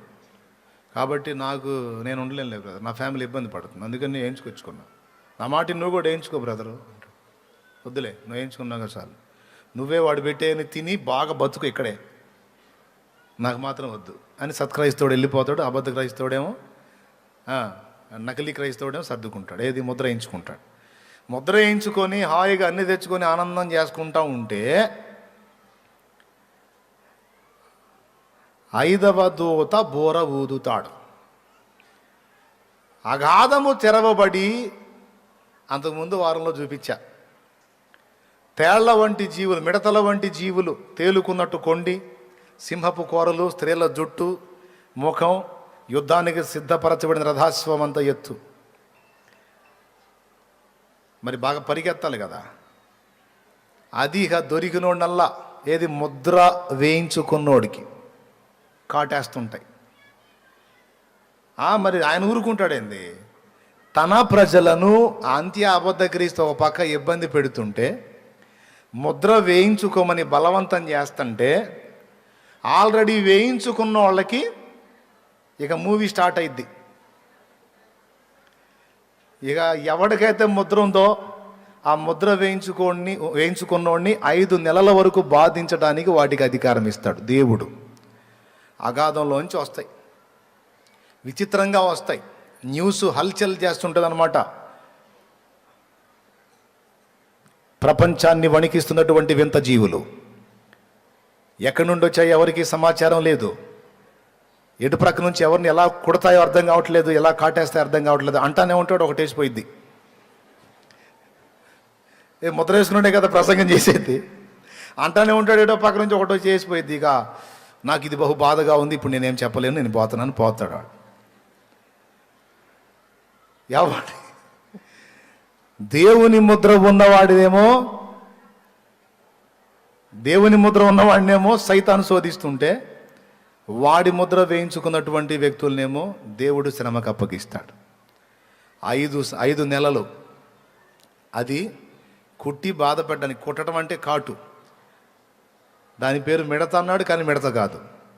స్త్రీల జుట్టు, సింహపు కూరలు, అందాక ఫోటో వేసాడు దాని మీద. ఆ భయంకరమైన ఆకారం, తోక సర్పంలాగా ఉంటుంది, దానికి తోక కొండి టచ్ చేస్తుంది అంతే సైలెంట్గా. ఇక కుయ్యో ముర్రో. ఆ దినములలో మనుషులు చావాలని ఆశపడుదురు కానీ మరణం వారి యొద్ద నుండి పారిపోవును. అది అలా ఉంటుంది దాని ఆకారం, అలా ఉంటుంది దాని ఆకారం, అలాగ వచ్చేస్తుంది, టచ్ చేస్తుంది. ఇక అంతే, కుయ్యో ముర్రో. తేలు గుట్టినప్పుడు బాధ ఎంతమందికి తెలుసండి? చేతులు ఎత్తండి, తేలు చేత గుట్టించుకున్నోళ్ళు సరిగ్గా చేతులు ఎత్తాలి. బాగుందా? భయంకరమైన నొప్పి కదా. ఇలాగా 5 నెలలు వీళ్ళకి టార్చర్. వాడు కూర్చోలేడు, నిద్రపోలేడు, పండుకోలేడు. ఎత్తైన కొండరాయి చూసుకొని దూకుతాడు చచ్చిపోదామని, ఆ బాధ తట్టుకోలేక కాళ్ళు చేతులు మొత్తం పచ్చడైపోయి బతికే ఉంటాడు. ఈ బాధ కాక మళ్ళీ అదనంగా ఆ బాధలో వాడిని హాస్పిటల్లో తీసుకెళ్ళి చేర్చి వాడికి అన్ని ట్రీట్మెంట్ చేసేవాడు కూడా ఉండడు. వాడికి అలాంటి ప్రయోగాలు చేస్తూ ఉంటుంటే వాళ్ళకు కూడా పడతాయి కాట్లు. వాడు అన్ని కట్లు కట్టుకొని కూర్చుంటే మళ్ళీ ఒకటో చేసిపోయి. ఇది జోక్ కాదు, నిజంగా జరగబోతుంది. ప్రకటన గ్రంథము 9వ అధ్యాయము 5వ వచనం నుంచి ఒకసారి గుర్తు రాసుకోండి, ఇంటికి పోయి చూసుకోండి, ఉంటుంది. నిజంగా జరగబోతుంది, రియల్. మొన్న ఆ మధ్య పాకిస్తాన్ వైపు నుంచి మిడతలు వస్తానని చెప్పి వచ్చింది కబురు, తెలుసా? ఎటువైపు నుంచి? రాజస్థానా పాకిస్తానా? రాజస్థానా ఏదో ఒకటి చెప్పు. పాకిస్తాన్ నుంచి రాజస్థాన్కి వచ్చినాయంట. అవి మనకు కూడా వస్తాయని భయపడ్డారు. పొలం మీద పడ్డాయి అంటే ఆకు మిగలటల్లా. నిజమా కాదా? అది యాజ్ ఇట్ ఈజ్గా అలాగునే వచ్చేస్తాయి, ఎక్కడ వచ్చేస్తాయి, వచ్చి ఇదంతా జరుగుద్ది. ఈ విధంగా 3.5 సంవత్సరాలు వాడు సంఘాన్ని ఇబ్బంది పెడితే ఆ 3.5 సంవత్సరాలు రకరకాల ప్రతికూల పరిస్థితులతో దేవుడు ముద్ర బ్యాచ్ని, వాడి ముద్ర వేయించుకున్న వాళ్ళకి చూపిస్తాడు. పట్టపగలే నక్షత్రాలు. అయితే అటుంచు, వీళ్ళు అడుగుతుంటారు, అయ్యా క్రీస్తు ప్రభువా, నువ్వే కదా దేవుడివి, నీ అనుమతి లేకుండా ఎక్కడి నుంచి వస్తున్నాయి, ఎలా కొడుతున్నాయి, ఏదైనా నేను చూసుకుంటాను, నేను చేస్తాను అన్నావు కదా, ఏంది మాకు ఈ బాధను అడుగుతుంటారు. వాడికి అర్థం కాదు. వాడికి తెలుసు ఏం జరుగుతుందో, దేవుని దగ్గర నుండి ఉగ్రత వస్తుందని. వాడేదో మాటలు చెప్తాడు, ఇదంతా కుట్ర జరుగుతుంది, నేను చేస్తాను అంటుంటాడు. ఏం చేస్తాడు? ఇలాగా 3.5 సంవత్సరం వ్యవస్థ జరుగుద్ది అన్నమాట. ఆ 3.5 ఏండ్ల కాలంలో సంఘము ఘోరముగా అంత్య అబద్ధ క్రీస్తు చేత ఇబ్బందులు ఎదుర్కొంటుంది, అయినా దేవుని చేత కాపాడబడుతుంది. ఓకే, ఇశ్రాయేల్ జనాంగం ప్రత్యక్ష గుడారపు తాలూకు నమూనా వేసుకొని బలిపీఠం నిర్మించి అనుదిన బలి అర్పణ మామూలుగా జరిగిస్తుంది. 3.5 ఏండ్ల ముగింపులో ఈలోపు సంఘమంతా మౌనంగా ఉంటే 2 సాక్షుల ద్వారా భూమి మీద క్రీస్తుకు సాక్ష్యం ఉంటానే ఉంటుంది. క్రీస్తుకు సాక్ష్యం లేకుండా ఉండదు. అంతా నోరు మూపించాను అనుకోగానే 2 సాక్షులు లెగుస్తారు. వాళ్ళని అడ్డగించడానికి ఎవడి వల్ల కాదు, ఎందుకంటే వాళ్ళకు కూడా అతీత శక్తులు ఇస్తాడు దేవుడు. వాడిని ముట్టడానికి ఎవడికి కూడా దమ్ము ఉండదు అన్నమాట. వాళ్ళని పాడు చేయడానికి ఎవడికి దమ్ము ఉండదు, అంత పవర్ ఇస్తాడు వాళ్ళకిద్దరికి. ఇక వాళ్ళు మండుతూ ఉంటారు, ప్రపంచం మొత్తాన్ని హెచ్చరిక చేస్తూ ఉంటారు, ప్రజలారా వీడిని నమ్మకండి, నజరేయుడగు యేసే నిజరక్షకుడు, నజరేయుడగు యేసే క్రీస్తు, వీడు అబద్ధ క్రీస్తు అని సాక్ష్యం ఇస్తారు. చివరికి వాళ్ళను కూడా యుద్ధం చేసి వాళ్ళని చంపుతాడు. చంపిన తర్వాత ఎవరు? వీడు. ఎందుకంటే అందరు నోరు మూస్తే ఎళ్ళగొడవేందని వాళ్ళని చంపటానికి అక్కడున్న స్థానికులు అంటే ఇజ్రాయేలీయులు కూడా సహకరిస్తారు. వేసేస్తాడు 2.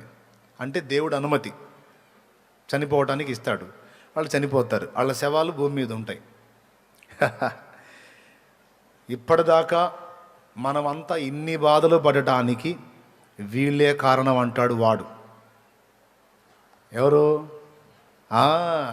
అసలు ఇన్ని బాధలు మనం పట్టడానికి వీళ్ళే కారణం ప్రజలారా అంటే వాళ్ళు చచ్చిపోయారుగా, ఇప్పుడు మనం ఫంక్షన్ చేసుకుందామని ఒకరికొకరు కట్నములు పంపుకుంటారు. ఒకరికొకరు బహుమతులు పంచుకుంటారు. మన శత్రు శేషం నశించిపోయింది, ఇక ఆ క్రీస్తు పాలనలో మనం అద్భుతంగా ఉండబోతున్నాం. ఇంతవరకు మనం పడ్డ బాధలన్నిటికీ ఆ 2 వాళ్లే కారణం అంట, వాళ్ళు కూడా చచ్చిపోయారు, ఇక మనకి ఏ ఇబ్బంది లేదు అని ఒకరికొకరు కట్నములు పంపుకొందురు అన్నాడు. అయిందా? వాళ్ళు చూస్తూ ఉండగానే 3.5 దినములైన తరువాత చచ్చిపోయారు కదా, వాళ్ళ శవాలు వీధిలో ఉన్నాయి కదా, పడిపోయి ఉన్నాయి కదా, వాళ్ళ శవాలు అట్లనే పెట్టి వీళ్ళు ఫంక్షన్లు చేసుకుంటుంటారు. చూస్తూ ఉండగానే 3.5 దినం అయిన తర్వాత ఆ శవములు కాళ్ళుని దిగ్గున లేచి నిలబడతారు. ఆ 2 సాక్షులు లెగుస్తారు. మళ్ళా వీళ్ళు బెత్తరపోతారు, ఇదేదైనా చచ్చిపోయిన వాళ్ళు మళ్ళీ బతికారని. అంతే, చూస్తుండగానే వాళ్ళు ఆరోహణమై వెళ్ళిపోతారు. ఓకే, తరువాత ఇశ్రాయేలు అర్పిస్తున్న అనుదిన బలికాండని వీడు గమనించి, అంతటా అందరూ నా బొమ్మ పెట్టి మొక్కుతుంటే మీరేందిరా యెహోవాకు మొక్కుతున్నారు, నేనే దేవుణ్ణి, యెహోవా లేదు, ఏం లేదు, ఇక్కడ కూడా నా బొమ్మే పెట్టాలి, ఇక్కడ కూడా నాకే మొక్కాలి అని అతి పరిశుద్ధ స్థలమందు హేయ వస్తువు అంటే వాడి విగ్రహము నిలపబెడతాడు. ఆ విగ్రహం ఎప్పుడైతే నిలబెడతాడో కథమిక అయిపోయింది. అప్పుడు కడబోరం రోగుద్ది. అంతకుముందు 6 బోరలు రోగుతాయి.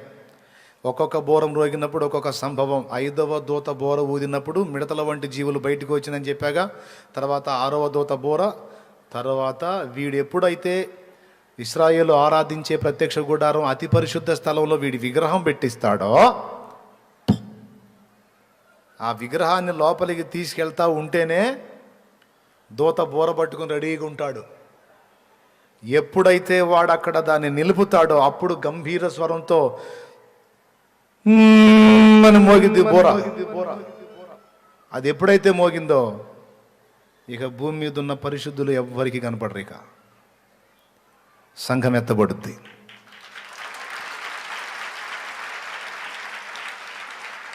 హల్లెలూయా.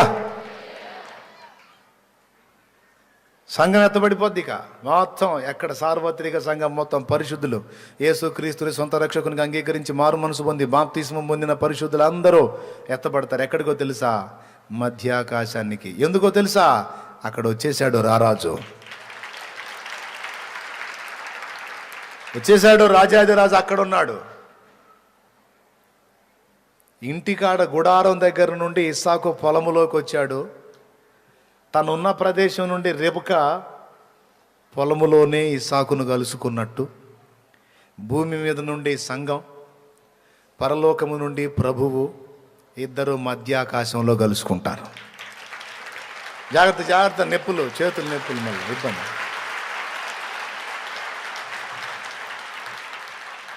హల్లెలూయా. ఇద్దరు కలుసుకుంటారు, ఇంకా వెళ్ళిపోతారు. పరలోకానికి వెళ్ళిపోయి న్యాయపీఠపు తీర్పు ముందు, అర్థమైందా ఏంటి? తీసుకెళ్ళగానే సన్మానాలు కాదు, ఎవరెవరు ఆయన కొరకు ఎంత త్యాగం చేశారో, దేవుని భక్తి అలా చేశారో, ఏం సంగతి, వాట్ ఈజ్ వాట్ అంతా డిస్కషన్ జరుగుతుంది. ఎవరి త్యాగం ఎంత అనేది అంతటికి కొలత ఉంటుంది. దేహంతో జరిగించిన వాటి ఫలితం, మంచివైనా సరే చెడ్డవైనా సరే, అన్నిటి ఫలితం పొందినట్లు అక్కడ జడ్జిమెంట్ జరుగుతుంది. న్యాయపీఠపు తీర్పు అంటారు దాన్ని. ఆయన అక్కడ కడబోరం రోగగానే, వినండి, కడబోరం రోగగానే యేసుప్రభు అక్కడ ఉంటాడు కదా, పరదైస్ ఓపెన్ అవుతుంది. ఆల్రెడీ క్రీస్తు యేసునందు విశ్వాసం ఉంచిన వాళ్ళు, యేసుని ఎరగకయే మనస్సాక్షిని అనుసరించి బ్రతికినటువంటి వ్యక్తులు, వాళ్ళ ఆత్మలు అక్కడ ఉంటాయి. వాళ్ళందరి ఆత్మలు అక్కడి నుంచి బయలుదేరతాయి. ఇక్కడి నుండి వారి శరీరములు పాతి పెట్టబడ్డాయి, మట్టిలో మట్టిగా కలిసాయి కదా. ఆ చనిపోయిన వ్యక్తులున్న సమాధులు తెరవబడి ఇక్కడ నుండి శరీరాలు లెగుస్తాయి. పరదైసు నుండి ఆత్మ వస్తుంది. ఈ శరీరం, ఆ ఆత్మ రెండు మిక్స్ అయిపోతుంది, యేసయ్య ముందు నిలబడతాయి.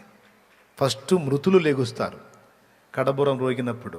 తర్వాత ఒకవేళ మనం ఆయన రాకడ వరకు చచ్చిపోకుండా బతికుంటే, కాస్త తల నరిసిపోయి అయినా సరే బతికుంటే, రెప్పపాటులో మొత్తం మార్పు నొంది మనం మృతులు ముందు లేచిన తర్వాత, మనాళ్ళు కొంతమంది నిద్రించారు కదా, ఇప్పుడు మీ బంధువులు కానీ, మీ సన్నిహితులు కానీ, మీ కుటుంబ సభ్యులు కానీ ఉన్నారు. మా నాన్న ఉన్నాడు, నిద్రించాడు ప్రభునందు. ముందు మా నాన్న లెగుస్తాడు. తర్వాత నేను ఒకవేళ అప్పటిదాకా ఉన్నాను అనుకో, నేను మార్పు చెందుతా. ముందు మృతులు సజీవులుగా లెగుస్తారు, తర్వాత మనం మార్పు చెంది వారు మనం కలిసి ప్రభు ముందు ప్రత్యక్షమవుతాం. ఈ ఘట్టమంతా కూడా నిమిషములో ఒక రెప్పపాటు అన్నాడు. ఏదో ఒకసారి రెప్పగొట్టండి, అంత టైంలో అసలు ఏముంది అక్కడ?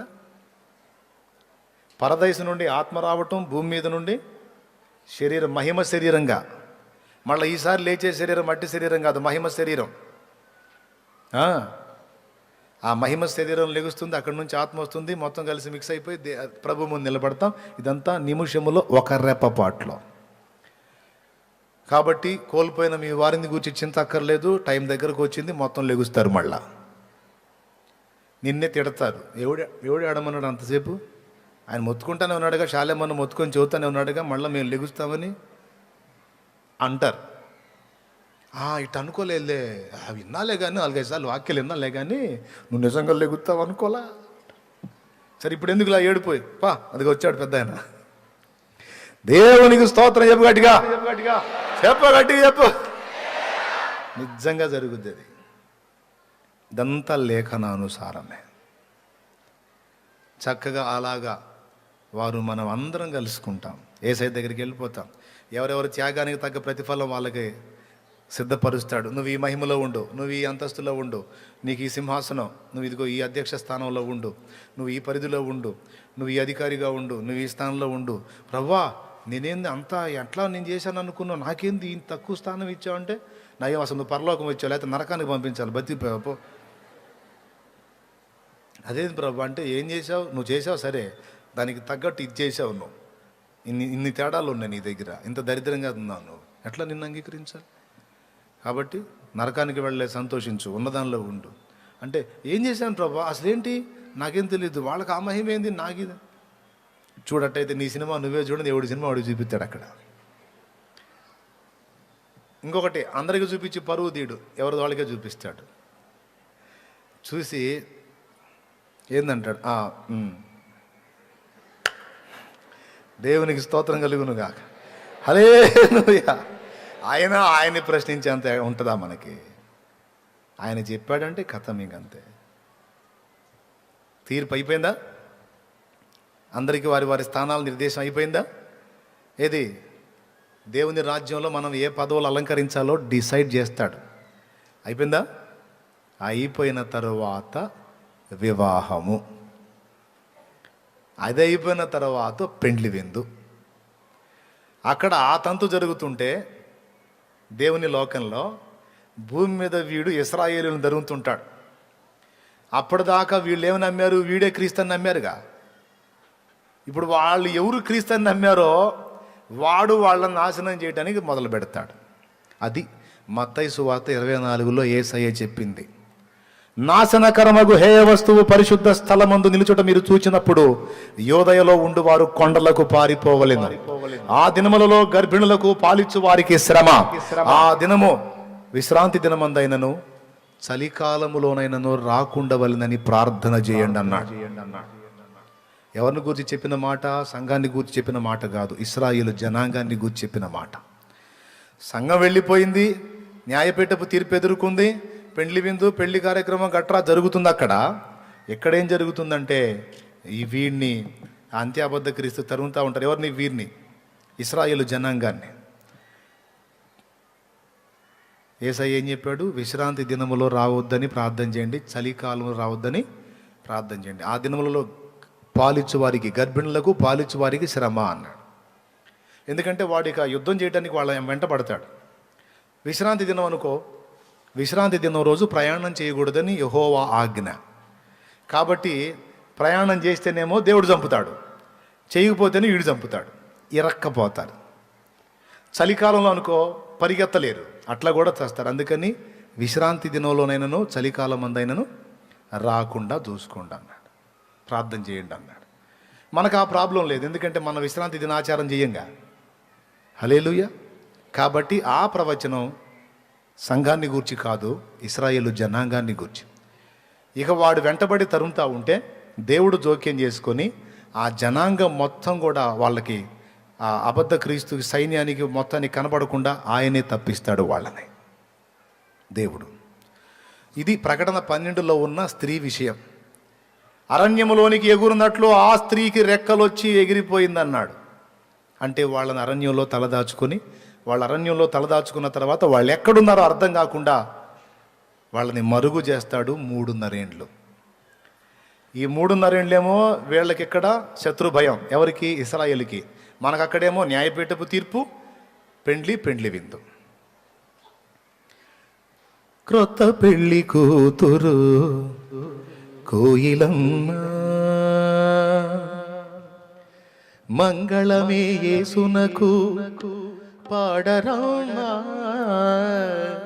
క్రొత్త పెళ్లి కూతురు కోయిలమ్మ,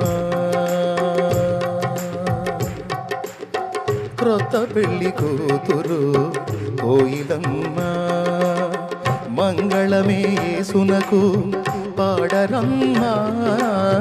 కొత్త ఆకాశము పెళ్లి పందిరమ్మా, కొత్త భూమే పెళ్లి పీఠమ్మా. కొత్త పెళ్లి కూతురు కోయిలమ్మ, మంగళమే యేసునకు పాడరమ్మా. కొత్త ఆకాశము పెండ్లి పందిరమ్మా, కొత్త భూమి పెండ్లి పీఠమ్మా, కొత్త పెళ్లి కూతురు కోయిలమ్మా. దేవునికి స్తోత్రం. ఆ తరువాత ఆ 3.5 ఏళ్లలో ఆ కార్యక్రమాలన్నీ అయిపోతాయి. ఈలోపు 3.5 సంవత్సరం ఇక్కడ గడిచిపోయింది భూమి మీద. ఇశ్రాయేలు మళ్ళా వాడి చేత తరంబడతారు. ఆ తరంబడే పరుగులాటలోనే వాళ్ళ కళ్ళు తెరవబడతాయి. అమ్మ, వీడు ఇంకా మనల్ని వదిలిపెట్టలేదు, ఈసారి మొత్తం ప్రజలందరూ నేర్చుకొని వెంటబడ్డాడు, ఇక అయిపోయామరా, మనం తప్పించుకోలేము. ఎందుకంటే ఆ 3.5 ఏళ్ళు దేవుని కాపుదల వాళ్ళకుంది కదా, అది తీసేస్తాడు దేవుడు. ఇక వాడు వీళ్ళని ఎదుర్కొంటాడు. వీళ్ళకి అక్కడి నుంచి పరిగెత్తుతారు. ఎక్కడికి పరిగెత్తుతారంటే, ఏ ఒలీవల పర్వతం మీద, ఏ ఒలీవల కొండ మీద నుండి యేసు ఆరోహణమై వెళ్ళాడో ఆ కొండ దగ్గరికి పరిగెత్తుతారు. ఏమనో తెలుసా? రక్షకుడా యేసు, అయ్యయ్యయ్యో, నిన్న మేము సిలువ వేసింది, నిన్న అవమానపరిచింది, అయ్యో మా పితరులు ఎంత దోషం చేశారు, మేమెంత గుడ్డివారం ప్రభువా, అయ్యో అని తమ ఏక కుమారుని విషయమై ఒకడు ప్రలాపించినట్టు ఇశ్రాయేలు రొమ్ము కొట్టుకొని ఏడుస్తారట. ఎవరిని కూర్చో తెలుసా? తాము పొడిచిన నా విషయమై వాళ్ళు ప్రలాపిస్తారన్నాడు. అర్థమైందా? మీరు మళ్ళా నన్ను అడిగితేగా నేను రానని చెప్పి వెళ్ళాడు, గుర్తుందా యేసయ్య? మీరు మళ్ళా నన్ను ఆహ్వానిస్తేనేగా నేను రానని చెప్పి వెళ్ళాడు. ఇప్పుడు మొత్తుకుంటారు, ఇక అయ్యా రక్షకుడా అని రమ్మని కేకేస్తారు. ఈ ఒలీవలో కొండ దగ్గరికి వచ్చేటప్పటికి తరుముతుంటాడు వాడిక. ఈలోపు అక్కడ కార్యక్రమాలన్నీ అయిపోతాయి. ఇక సంఘముతో ప్రభువు బయలుదేరతాడు. ఏ ఒలీవలో కొండ దగ్గరికి వచ్చి వాళ్ళు అక్కడ ఆయన కేక వేశారో, ఆయన విషయంలో ఏడ్చి ప్రలాపించారో, ఆ కొండ మీదకి వచ్చి ఆ కొండ మీద కాలు ఇలా మోపుతాడు. ఎప్పుడైతే ఆ కొండ మీద కాలు మోపాడో కొండ రెండుగా చీలిపోతుంది. ఆనాడు ఐగుప్తు రాజైన ఫరో తరుముతూ ఉంటే సముద్రపు తీరములో నిలిచి దేవా యెహోవా అని కేక వేస్తే అందరి కనుల ఎదుట మోషే చేయెత్తితే అంత పెద్ద సముద్రం 2 పాయలుగా చీలిపోయినట్లుగా రేపు అంత్యకాలములో ఇశ్రాయేలును వాడు తరుముతున్నప్పుడు వారంతా ఒలీవల కొండ దగ్గరికి వచ్చి మొత్తుకున్నప్పుడు మారు మనసు పొంది పశ్చాత్తాపడి, నువ్వే మా రాజువి, నువ్వే మా రక్షకుడివి, మేము దోషులము అయ్యో అని ధూళి నెత్తి మీద పోసుకుని రొమ్ము కొట్టుకున్నప్పుడు ఇంకా ఆగలేడు కదా. అడవి ఒలీవ మొక్కలమైన మనల్ని ఇంత ప్రేమించిన వాడు అసలు చెట్టుని ఎందుకు వదిలిపెడతాడు? వచ్చేస్తాడు. ఇక వచ్చి ఆ కొండ మీద కాలు పెడితే 2గా చీలి మధ్య లోయ ఒకటి ఏర్పడుద్ది. అర్థమేంటో తెలుసా? అర్జెంటుగా లోయలోకి వెళ్ళిపోండి మీరందరూ. ఇక మొత్తం కలిసి ఆ లోయలోకి వచ్చేస్తారు. ఇశ్రాయేలు మొత్తం ఆ లోయలో దాచేస్తాడు. వాడు వీళ్ళని ఎదుర్కోకుండా దాచేసి ఇక వాళ్ళకి, ఎవరికి? శత్రు సైన్యాలకి, అంత్య అబద్ధ క్రీస్తుకి, ఆ క్రూర మృగానికి యేసయ్య ఎదురుపోతాడు. అప్పుడు చూడవచ్చు యేసయ్య యుద్ధం మనం. మరే గొర్రెపిల్ల అవతారం చూశారు ఇప్పటిదాకా. యోధా గోత్రపు సింహం అక్కడ కనపడతాడు మనకి.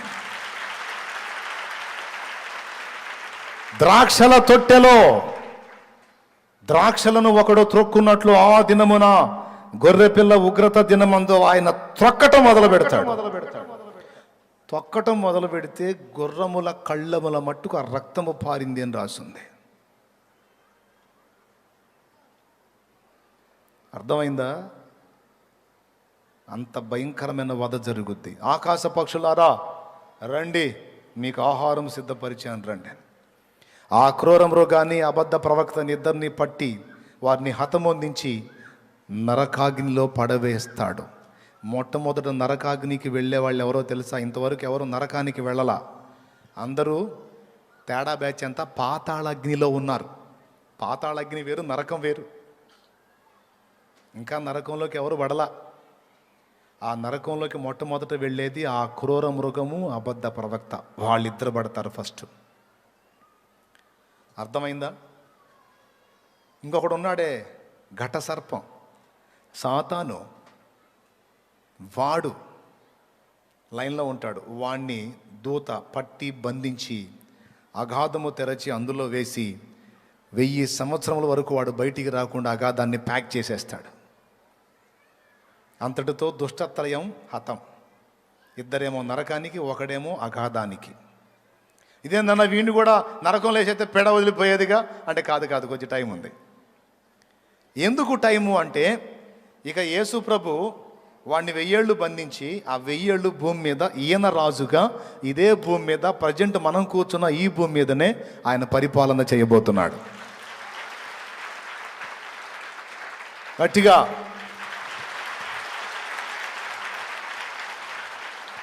ఈ ఘట్టమంతా ఇంకా ఎంతో దూరంలో లేదు, దగ్గరకు వచ్చాం. అందుకు కొట్టండి చప్పట్లు.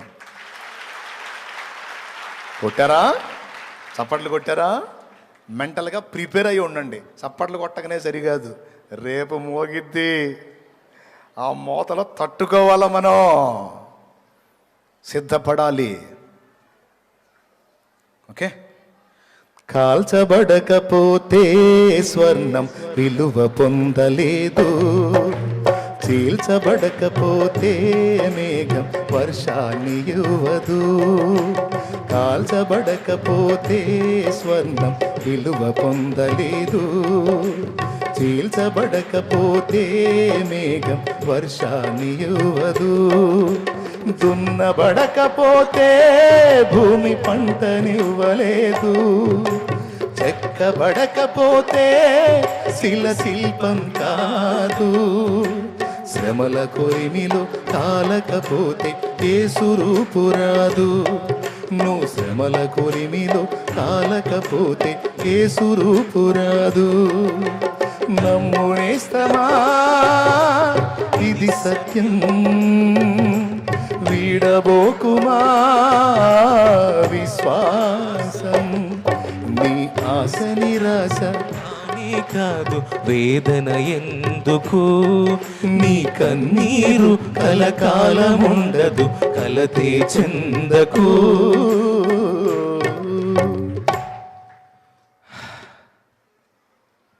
అయిపోయిందా? ఇంకొకటి ఉంది. 1000 ఏండ్లు మనతో కలిసి యేసయ్య ఇదే భూమి మీద పాలించటం అయిపోయిన తరువాత ఎవరిని పాలిస్తాడు? విడవబడ్డ సమూహం మొత్తాన్ని.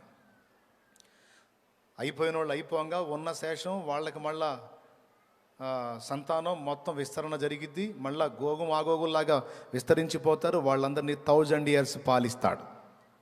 ఆ 1000 ఏళ్ళు గడిచిన తర్వాత ఫైనల్గా మళ్ళీ వాళ్ళకు ఒక టెస్ట్. ఇప్పుడన్నా వీళ్ళు పశ్చాత్తాప్తులై నా వైపు మళ్ళుతారా, లేకపోతే ఇంకా తిరుగుబాటు మైండ్తోనే ఉంటారా? 1 కాదు, 2 కాదు, 100 కాదు, ఏకంగా 1000 ఏళ్ళు నేను వీళ్ళకి నీతి పాలన అంటే ఏంటో చూపించా. ఇప్పుడన్నా వీళ్ళ మనసులో మార్పు వచ్చిద్దా, ఇంకా అదే కాఠిన్యం ఉంటుందా అనే పరిశోధన కోసం అరే రారా బయటికని ఆడిని బయటికి తీస్తాడు, మోసగాడిని. వాడు వచ్చేస్తాడు. ఇక అగాధము తెరవబడి ఆ ఘట సర్పం వాడు బయటకు వస్తాడు. రావటంతోనే ఇక వాడు ప్రసంగం మొదలు పెడతాడు. సహోదరులారా, ఎలాగ ఉండగలుగుతున్నారు ఆ నియంత పాలనలో? ఏదన్నా తాగటానికి అవకాశం ఉందా? బార్ షాపులు లేవే. ఎప్పుడన్నా కొంచెం శరీర వ్యామోహం తీర్చుకోవడానికి అప్పుడప్పుడు ఏదన్నా వ్యభిచారం చేసుకోవడానికి అవకాశం ఉందా? అనుమతులు లేవే. మనకు నచ్చనోడిని కొట్టే అవకాశం ఉందా? కొడితే ఊరుకోడే. అసలు ఎలా బతుకుతున్నారు మీరు? అసలు మీరు జీవశ్చవాలు అయిపోయారు. అయ్యయ్యో, మీ ఫేసులు చూస్తుంటే అర్థమైపోతుంది మీరు చాలా చాలా లాస్ అయిపోయారంటే. వాళ్ళందరూ ఇన్ని సంవత్సరాలు ఇలాంటి వాడు ఒక్కడు కూడా కనపడలేదు. నీవు మాకు నాయకుడు అయి ఉంటావా? అతని మీద తిరుగుబాటు చేద్దాం అంటారు. ఆ మాట కోసమే నేను ఎదురు చూస్తున్నా. రండి, మనమందరము పోయి పరిశుద్ధుల శిబిరాన్ని ముట్టడి వేద్దామని గోగు మాగోగను వారిని సమకూర్చుకొని, ఇందాక చెప్పా, ఇశ్రాయేలును తరమటానికి వచ్చినప్పుడు ఒలీవ కొండ మీద కాలు పెడతాడు, కొండ చీలిద్ది, ఇశ్రాయేల్ అందులో తలదాచుకుంటారు, మిగిలిన వాళ్ళతో యేసయ్య యుద్ధం చేస్తాడని. దాన్ని అర్మగిద్దోన్ యుద్ధం అంటారు, రాసుకో. వాళ్ళందరూ అర్మగిద్దోన్ అనే ప్రదేశంలో సమకూడతారు. అర్మగిద్దోన్ యుద్ధం అంటారు దాన్ని. ఫైనల్లో 1000 ఏండ్ల పాలన అయిన తరువాత మొత్తాన్ని గోగు మాగోగును వారిని సమకూర్చుకొని పరిశుద్ధుల శిబిరాన్ని ముట్టడి వేయడానికి వస్తాడు. అది గోగు మాగోగుల యుద్ధం. దేవునికి స్తోత్రం. ఓకే, ఇంకప్పుడు యేసయ్య యుద్ధం చేయడు, మనం కూడా యుద్ధం చేయం. మరేం జరిగిద్దంటే డైరెక్ట్గా తండ్రి యొద్ద నుండి అగ్ని బయలు వెడలి మొత్తం ఎంతమంది అయితే సమూహం ఉన్నారో ఇసుక రేణువులంత సమూహం మొత్తాన్ని కాల్చి అవతల పడేసి, ఇక వాడు కూడా అవుట్. అప్పుడు వెళ్తాడు వాడు అగ్నిగుండానికి. ఎవరో? సాతాను. చెప్పండి ఎవరో? ఎస్, వాడు అప్పుడు వెళ్తాడు నరకానికి. వాడు పోయేసరికి వాళ్ళిద్దరు ఉంటారు. వచ్చావా బెదరని? వచ్చానరా నేను కూడా. అయిపోయింది కథ, క్లైమాక్స్ అయిపోయింది. ఇంకేముంది? అయిపోయింది. ఆ తరువాత ఆ మనుషుల్ని నశింపచేయటమే కాదు, వాళ్లతో పాటు ఈ భూమిని దాని యందున్న కృత్యములను మొత్తాన్ని లయపరుస్తాడు. పంచభూతములు మహావేంద్రంతో లయమైపోతాయి. అదంతా జరుగుతూ ఉన్నప్పుడు ధవళ సింహాసనం కనపడిద్ది. దాని మీద ఆసీనుడై ఉన్నవాడు ఒకడు కనపడతాడు. భూప్రజలకు తీర్పు తీర్చడానికి ఆయన చేత గ్రంథములున్నవి. ఎవరికి తీర్పు అంటే విడవబడ్డ బ్యాచ్ ఒకటి, ఆది కాండం మొదలుకొని ప్రకటన గ్రంథం వరకు ఈ చచ్చిపోయిన మనుషుల్లో తేడాగాళ్ళు ఉన్నారు కదా, ఎంత చెప్పినా మారు మనసు పొందిన వాళ్ళందరూ అప్పుడు పునరుద్ధానం చెందుతారు.